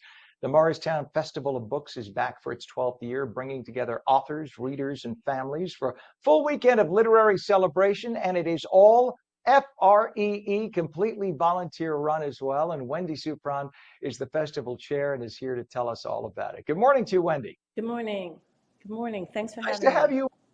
Yeah, you bet. Tell us how the festival started and why this year is so special. It started, well, as you mentioned, 12 years ago. We, a group of people in Morristown got together after our founder, Linda Hellstrom, went to the Savannah Book Festival and said, why not Morristown? And exactly, why not Morristown? Got a group of volunteers together, and we've been getting bigger and bigger and bigger every year. This That's year's awesome. special. Go ahead. I'm sorry. Please continue. Okay, so this year is special to us because we're kicking off the 250th anniversary of the country. We have a keynote speaker on Friday night, October 10th, Rick Atkinson. He's a historian, Pulitzer Prize winning author, and his book, The Fate of the Day, will be discussing the Revolutionary War. That is our only ticketed event of the weekend. Okay. So otherwise, everything is free, and it's happening all over Morristown, right? So you can go to the Vail Mansion. That's where the main setup is. You have also area churches and libraries taking part. So break down the three main parts of the festival. Sure. And Ken, yes, it's in a confined area of Morristown. It's in 5 historic venues. It's very easy to walk across the street to each other. So Morristown, we're very lucky that the churches and the library and the Impact Theater have supported us so that it is an easy walk for people. So the festival this year has an extra component. So the first component, as I mentioned, is the keynote, the ticketed event at the Mayo Performing Arts Center Friday night. That is the only paid event. Saturday, we have the Adult Festival, where 45 authors will be at 5 different venues. There's a grid that says at 10 o'clock you could see X, Y, or Z. At 11:20 you can see blah, blah, blah. And it's very exciting. All different genres, from sports to poetry to fiction, non-fiction, historical fiction, sports. Anything you're interested in, we have it. And as I said, so that's the Adult Festival. At the same time, we have a festival within a festival just for children, Kid Fest. They also have authors sitting all day.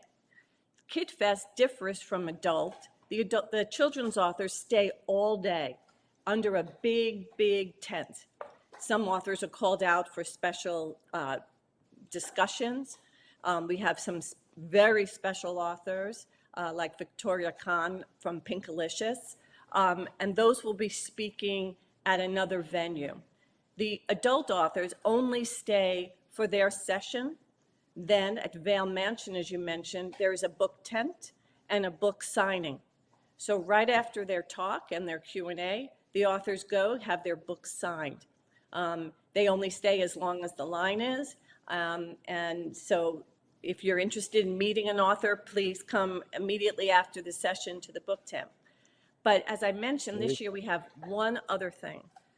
At 5 o'clock, back at the Impact Theater, Jake Tapper is coming to discuss his new thriller, and it's called, I'm going to get it right, Race Against Terror. It's a nonfiction thriller, and his moderator is Maggie Haberman from the New York Times.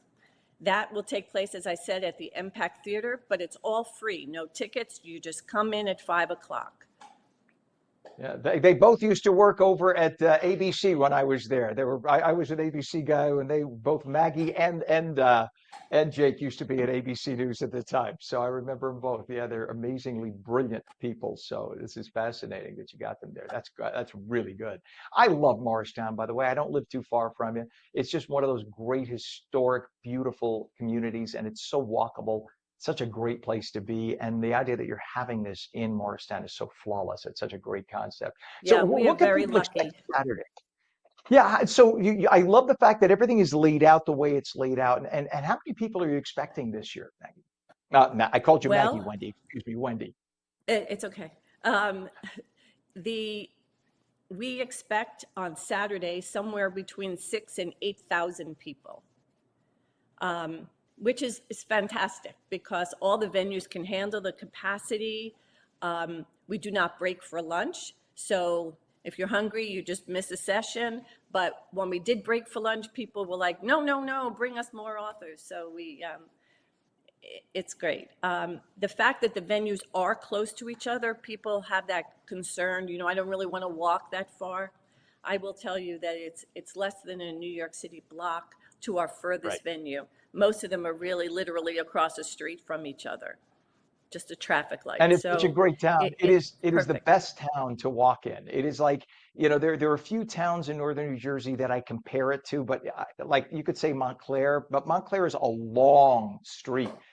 The way things are laid out in Morristown is sort of clustered in town square-ish kind of feels with it. I love Morristown for that. That is just so awesome. The best part of Saturday, the best part of Saturday is just seeing everybody on the street and having a cup of coffee, discussing what they just saw.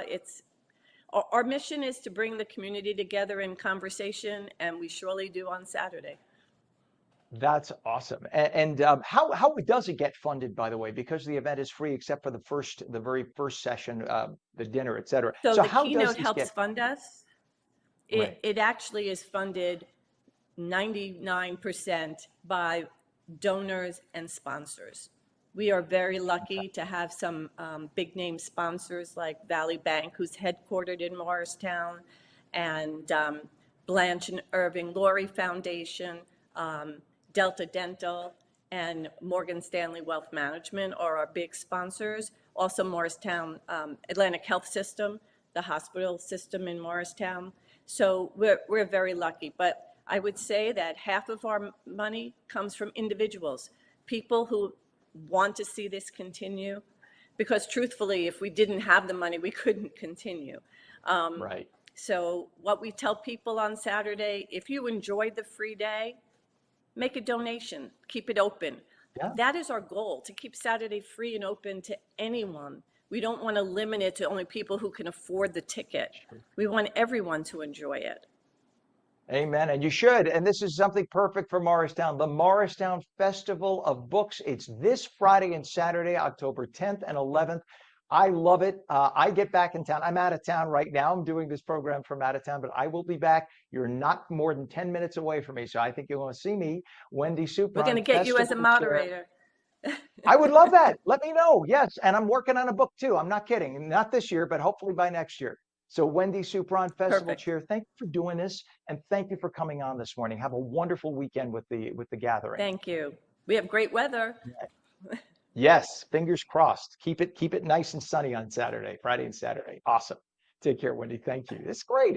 Morristown is so nice. You got to check it out. It is now 68 degrees at 8:30. And when we come back, it is Fire Prevention Week. What you need to know to keep your home safe. We're going to be back in 30 seconds with meteorologist Mike Favetta and the full Garden State forecast. You're watching ONNJ Mornings. Don't go away.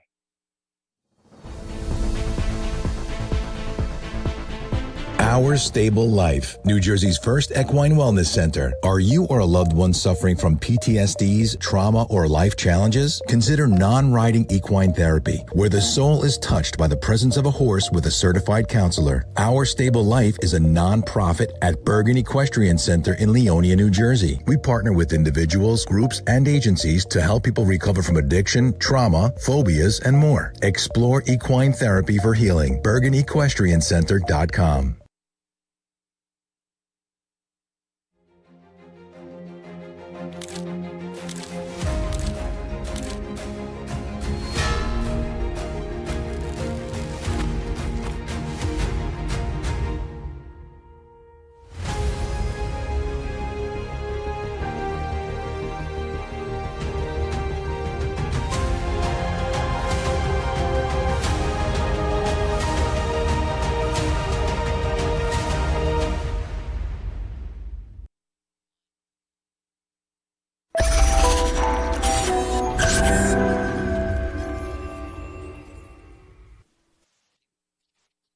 And a very good morning to you. 8:32, Wednesday, October 8th. Welcome back to ONNJ Mornings. I'm Ken Rosato. Phone lines open at 888-658-0234. Some morning rain, then a mix of sun and clouds. It'll be cooler with a light breeze, highs upper 60s. Meteorologist Mike Favetta with the full Garden State forecast for us. Good morning, Mike. Good morning, Ken. We've got plenty of clouds in place, and the showers are falling across New Jersey. You can see the clouds on the satellite picture, pretty vivid here. The last few frames showing that bright shade of white. There's a little bit of clearing happening over western Pennsylvania, but that won't arrive until probably lunchtime today. So still some wet weather around for the rest of this morning, especially down the shore, where your temperatures are holding mild in the mid-70s. Very warm for this time of year. No record set today, 89 degrees, that'll stay, but at least it'll start to cool off and feel more like fall come later on tonight. So some showers on the radar picture working their way through New Jersey, most of them right now across, well, the eastern half of the state as the heaviest rain gets going. Not tropical in nature, but have a new tropical system that's working its way westward. That's Jerry, that will start to develop into a hurricane throughout the day today, likely be Category 1 by tomorrow, just skirt the easternmost sections of the Caribbean and then spin out to sea, not regaining much more strength according to the official forecast from the Hurricane Center beyond that. Going into this afternoon, back here closer to home, our forecast keeps the dry air in play for after lunch, and we'll start to see a clearing, which will make it feel very dry into tomorrow, and that in turn drops temperatures to a chilly 34 degrees up in Sussex. That's some freeze warning criteria that will likely be around. And then the winds blow from the east, bringing in a much more well, breezy and rainy feel for the weekend. So you see the showers from today scoot out to sea. We're sunny, we're dry tomorrow, beautiful day on Friday, lots of clear sky, nice way to enjoy the start of the weekend. Then as we head into Saturday, look at what comes up the coast. It's our next rain system, which we thought as of yesterday would be blocked by that high pressure and scoot out to sea. It's probably no longer the case. Now we'll see those winds move in from the east and give us quite a bit of rain throughout Saturday, or rather Sunday night into Monday. So most of the day on Saturday is dry, just a little cloudy, and then those clouds increase for Sunday, giving us rain by Sunday night, and the rain lasts into Monday for northern New Jersey. Southern New Jersey also has a better chance of wet weather with more rain coming in for Saturday into Sunday. This could be maybe a 1 to 3 inch rainfall deal. So there's a lot of water coming up, which we certainly could use. Just comes in the time for the weekend for Sunday, especially going into the holiday on Monday when many people are off. So the timing could be better, but nevertheless, we have some wet weather headed our way. Coming into New Jersey, Ken. You know what? We need rain. That's first and foremost. We'll deal with it. You put on a little something, something to cover your hair, and your hairspray won't melt off. That's all. But we need the rain. That's more important.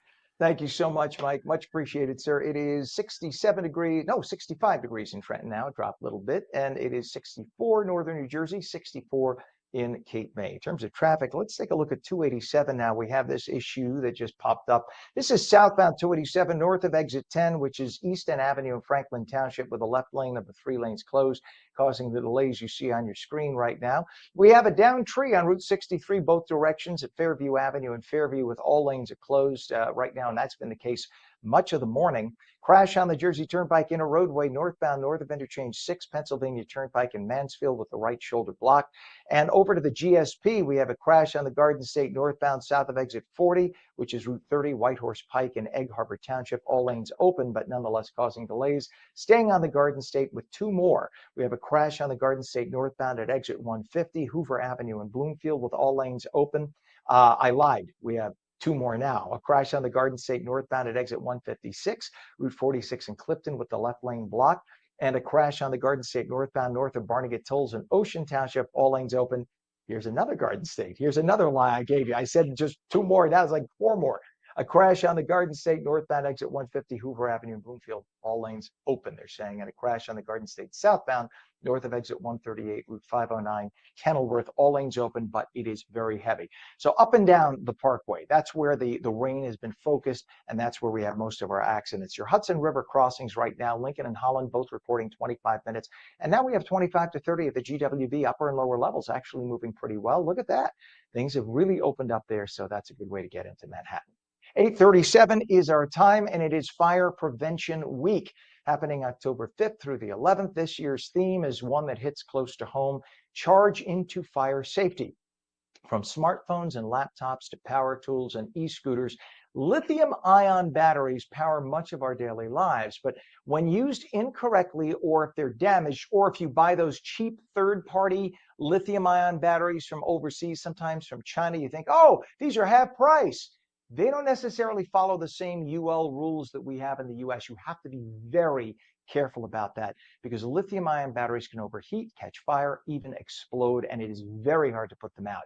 Joining us now is Kelly Ransdell, who is a Director of Public Education at NFPA, to share what you need to know about buying, charging, storing, and disposing of these batteries safely. Good morning to you, Kelly. Good morning. Well, it's good to have you on. And why is NFPA focusing on lithium-ion battery safety for this year's Fire Prevention Week? Well, these rechargeable items, everybody has them in their homes, and it affects little kids all the way to older adults. That we all use them. They're part of our everyday life, from toothbrushes and razors to even your vacuum and your power tools. And these little lightweight and portable devices, they have a fiery side. And so we need to make sure people can live with them safely. Yeah, and even I was holding it up to see if you could see it. Even your cell phone. I mean, that is one heck of a power station in your cell phone. And if you ever have like maybe a rogue app that you've downloaded, and you start to feel your phone get really hot, make sure you don't have the charger cable on. Unplug this and maybe turn it off, because phones have caught fire. Right? You got to be very careful. They have, and people just assume that things that are sold are safe. But we know that there are three main things you can do to kind of keep you safe. And you started with the fact that you should buy these listed products. UL is one of the symbols you may see, ETL is another. There's about 100 of them. But by buying listed products, we make sure that they've met safety standards. And then, like you said, the charging piece is a really big part of this education. And that is the cord that comes with your device is made for it. And we're a very mobile society. So, of course, if you lose your charger, make sure that you buy one that the manufacturer allows you to use. So you have to do a little homework. And then the other thing is you want to always make sure when you fully charge something that you take it off the charger. Don't leave it on it all the time, because the reality is they're not designed to have that much energy flow into them. And then always having it on a hard surface. Mm-hmm. And not on a carpet or something like that. And just so that people know, and I'm sorry that I'm such a fanatic about this, but because I've been a TV reporter for so many years and we used to cover so many of these fire stories when I was at Channel 7 in Manhattan, the little head of these little connectors, you think that that's just a little wire in there. There's a whole computer in there. There's a whole capacitor that is made to stop, if it's a good connector, in the event that it starts to overheat, it acts like a circuit breaker and it turns off. You get a cheap connector from a third party. Oh, it's only $1. I'll get that. They often don't have that, so that it doesn't know when to turn off. And that's when you get the overheating problems and you could have issues. So you've got to be really spend the extra few dollars, get something to prevent fire, because when a lithium ion battery catches fire, tell us what happens. Well, it can get hot. Once it starts freaking out, that battery will explode. And that's why it's so dangerous. And everybody has these products in their home. And so it's so important to have a working smoke alarm to give you time, but also never charge overnight. That's something that really people say, what do you mean? I'm like, well, don't put it in bed with you or under your pillow, because the charger can't breathe and the device can't breathe. But really, we got to change our behavior so we can live with these safely, since they're not going away. 100%. And also the rapid chargers. The rapid chargers are, you don't always have to rapid charge your phone, right? And that does, many manufacturers will tell you that compromises the life of the battery anyway. So if you don't have to rapid charge, don't rapid charge, because it causes more energy. Think about the whole concept. Rapid charge. You're talking about moving the molecules faster to get them in there, and that causes more heat. So what is the safest way then to charge lithium ion batteries? You said put it on a hard surface, don't fall asleep, and don't keep it trickle charging all the time. What are some other tips? Always make sure that you give it plenty of space. As we said, you want to have it on a hard surface. And we also need to make sure that you're monitoring things when they're charging. And that's kind of a behavior change that people don't think of, but it's every type of lithium ion battery, anything rechargeable.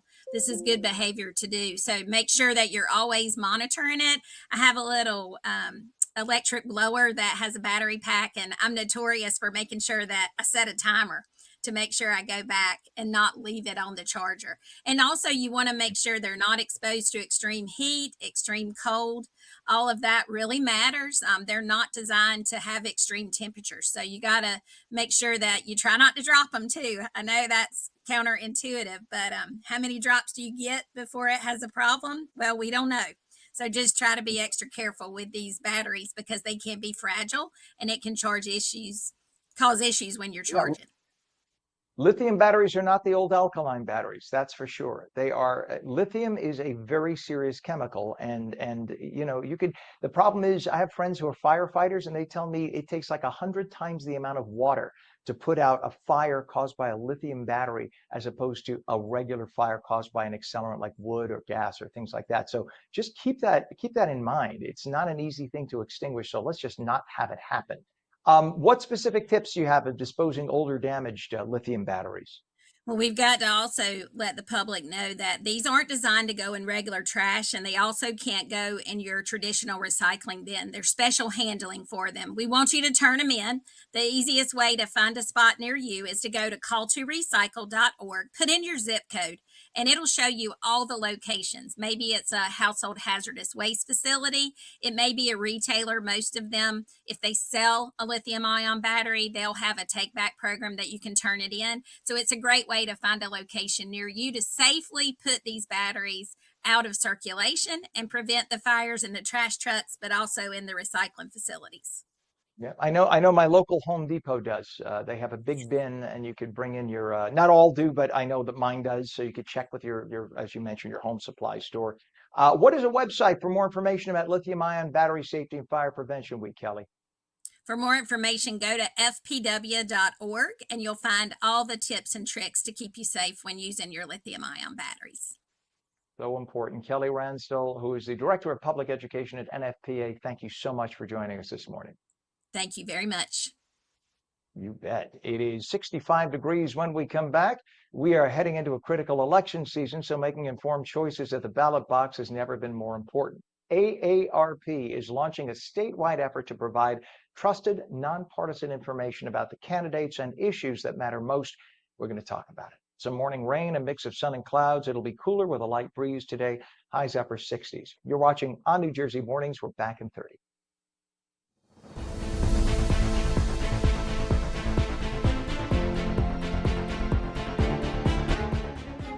We vote to protect the Social Security we worked hard for. We vote because family caregivers deserve support. We vote to have a say in our future. For all the reasons why, AARP has information about when, where, and how to vote. Find the information you need to make your voice heard.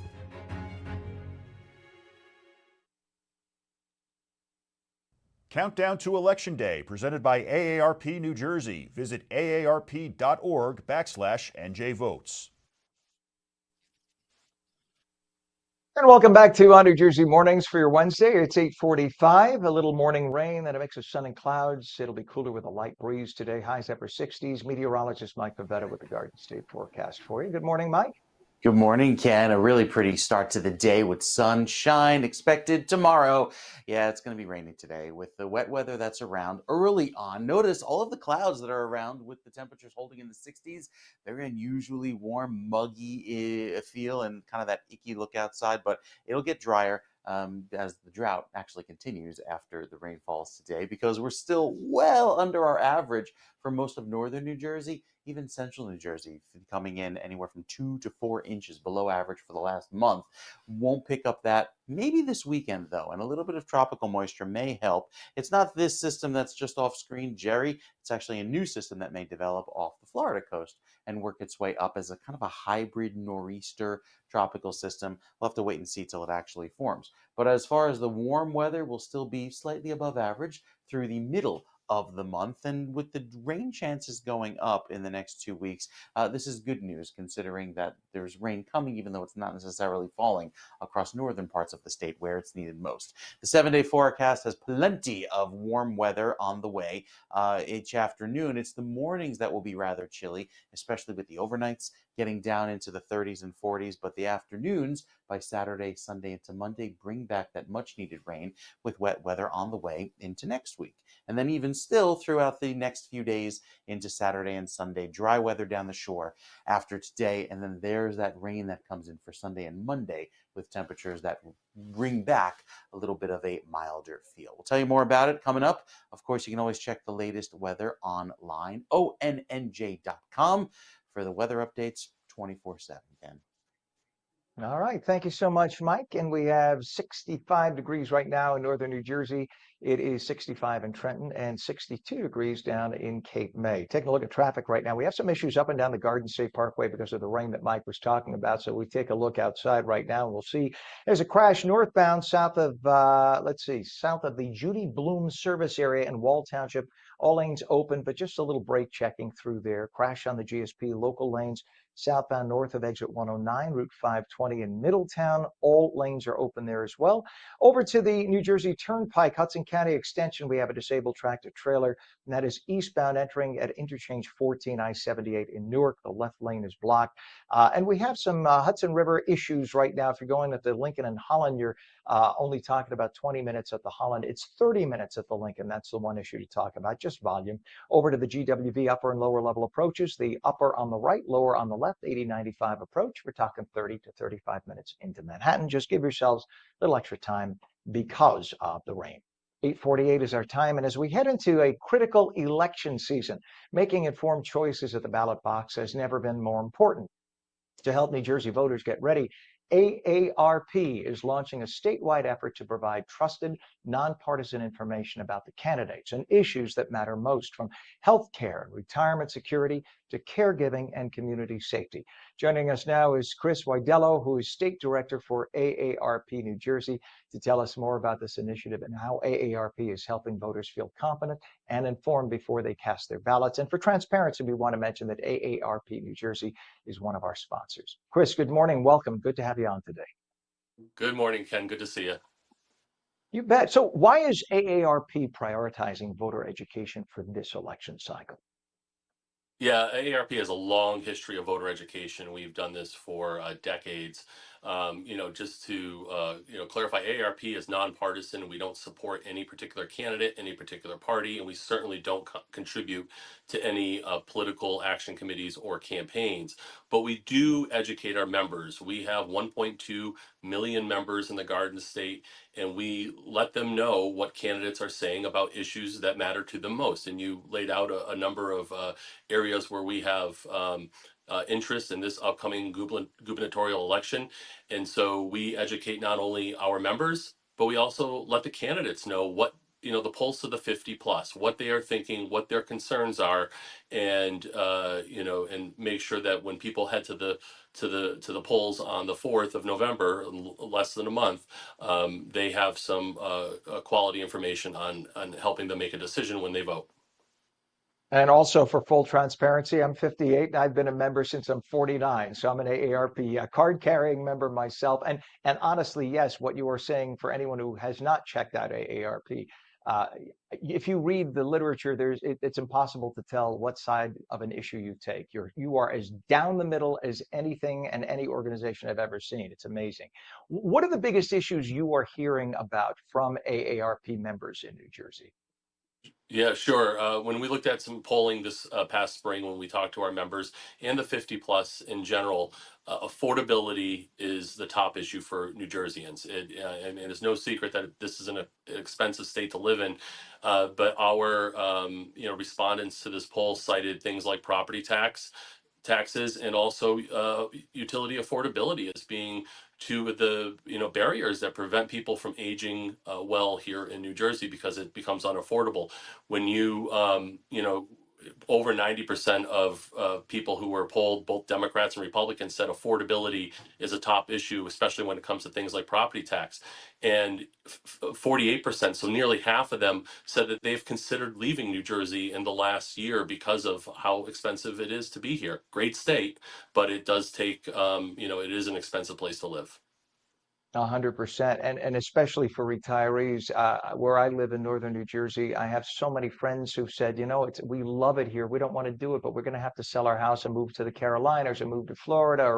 And it's so sad to hear that after people have spent decades in a home in New Jersey and raised a family, that they can't just stay in their home until, in their golden years. So yeah, that is such an important topic, of course. And how does AARP ensure that the campaign remains strictly nonpartisan? Sure. So, that is something that we are not being nonpartisan and being, not tipping our hand either way is incredibly important. Is I think the most important thing that we do. And so one of the ways that we do that is we ask the candidates to respond to a voter guide. So we interview them, each candidate. And so in their own words, they are able to respond to questions that we have. So AARP sets our policy. We have a policy book where we have a position on many issues, ranging from the ones that we just talked about to healthcare and beyond. And then we present our policy positions to the candidates in advance. And then when we do interview them, or we produce a video voter guide, which will be launching very soon, we are hearing the candidates respond to our position in their own words. So there is no, there is no confusion as to whether or not this is in fact the candidate's position. But again, our goal is to educate candidates educate the public, and let them hear directly from the candidates on things like you mentioned, property taxes, utility rates, healthcare, and caregiving, which are just incredibly important to people in this election. And, the 50 plus vote is going to carry this election. They are the most influential voting bloc. And so we want candidates to pay attention to these issues and respond with, with positions that are that people can, take in and decide when they head to the polls. Yeah, Chris. And by the way, something else that I want to praise AARP about is the fact that you still have a printed resource. Your guide, your monthly guide is printed. And the reason I say that is because my parents are 87 and 94. My dad will be 95 in a few weeks. They don't like to get online and look at things. I do. I go to the website all the time. Right. But my parents like the fact that AARP mails them, because they're also card-carrying members and have been for many decades. They like the fact that you could still get a printed guide from AARP. So talk about, again, some of the different resources that AARP offers to help voters make those informed choices. You mentioned a few now. You mentioned the voter guide. What other resources do you have? Sure. So we have, we obviously have our publications that we do mail out. We have a magazine, and we have a bulletin that goes out to select portions of our membership on a regular basis. And then our magazine is distributed to all AARP members. We also, but our online platform allows us to really get information up quickly and, and keep it updated in real time. So, we do have a website, aarp.org/NJ And on there, you can find information on our video voter guides, which we conducted with each of the candidates running for governor, and also information on how to vote, where to vote, when early voting takes place, when you can request and the deadlines for an absentee ballot. So we want to make it a one-stop shop. So if you have questions going into this election, you can find AARP resources about that. And we also link to our elections division here in New Jersey if you're looking for further information or you have specific questions that can't be answered by what is on our website. So being that you led right into that, let me put that on you. What is the most common question or concern that you hear from older voters when it comes to elections? Yeah, I think what we hear essentially is, where do I vote? When do I vote? Making sure that they understand, I think everybody now is kind of conditioned to when election day is, but with early voting and the opportunity to use a mail-in ballot, they just want to make sure that they have the deadlines correct. And I think one of the things that we have stressed is sort of the process of filing that mail-in ballot to make sure you do it the right way, that you seal it the correct way and sign it, and, all the steps that are required. Usually it's just the mechanics of it that we need to provide some guidance with, and it's again outlined on our website, and you also link to the state's website for further clarification. But we also know that they always do remind us that older voters vote, so they're proud of the fact that that they are going to be the deciders of this election, as they have for the last number of elections.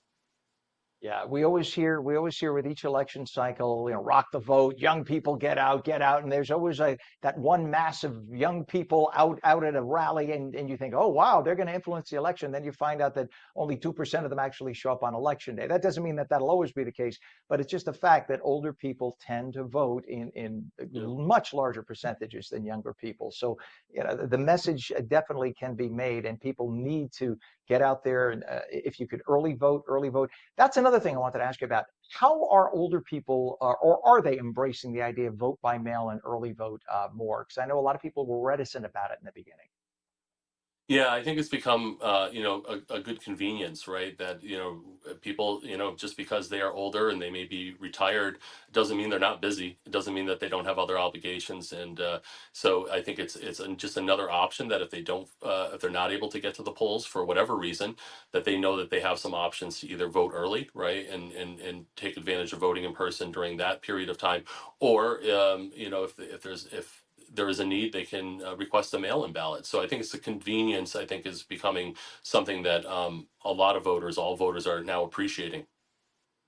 Yeah, and what's a website, once again, for people to go to get AARP's election guides, compare the candidates, and check all the important deadlines? Yeah, absolutely. And I want to thank all the candidates for taking the time to respond, because it really just helps everybody make an informed decision. So it's aarp.org/NJ votes.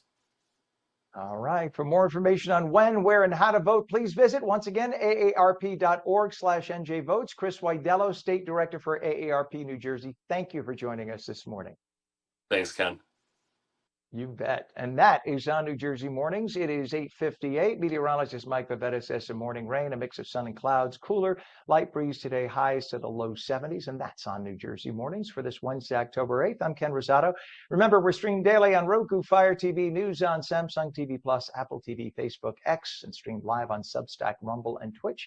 Just go to twitch.tv/ONNJersey. Have a great day. See you tomorrow.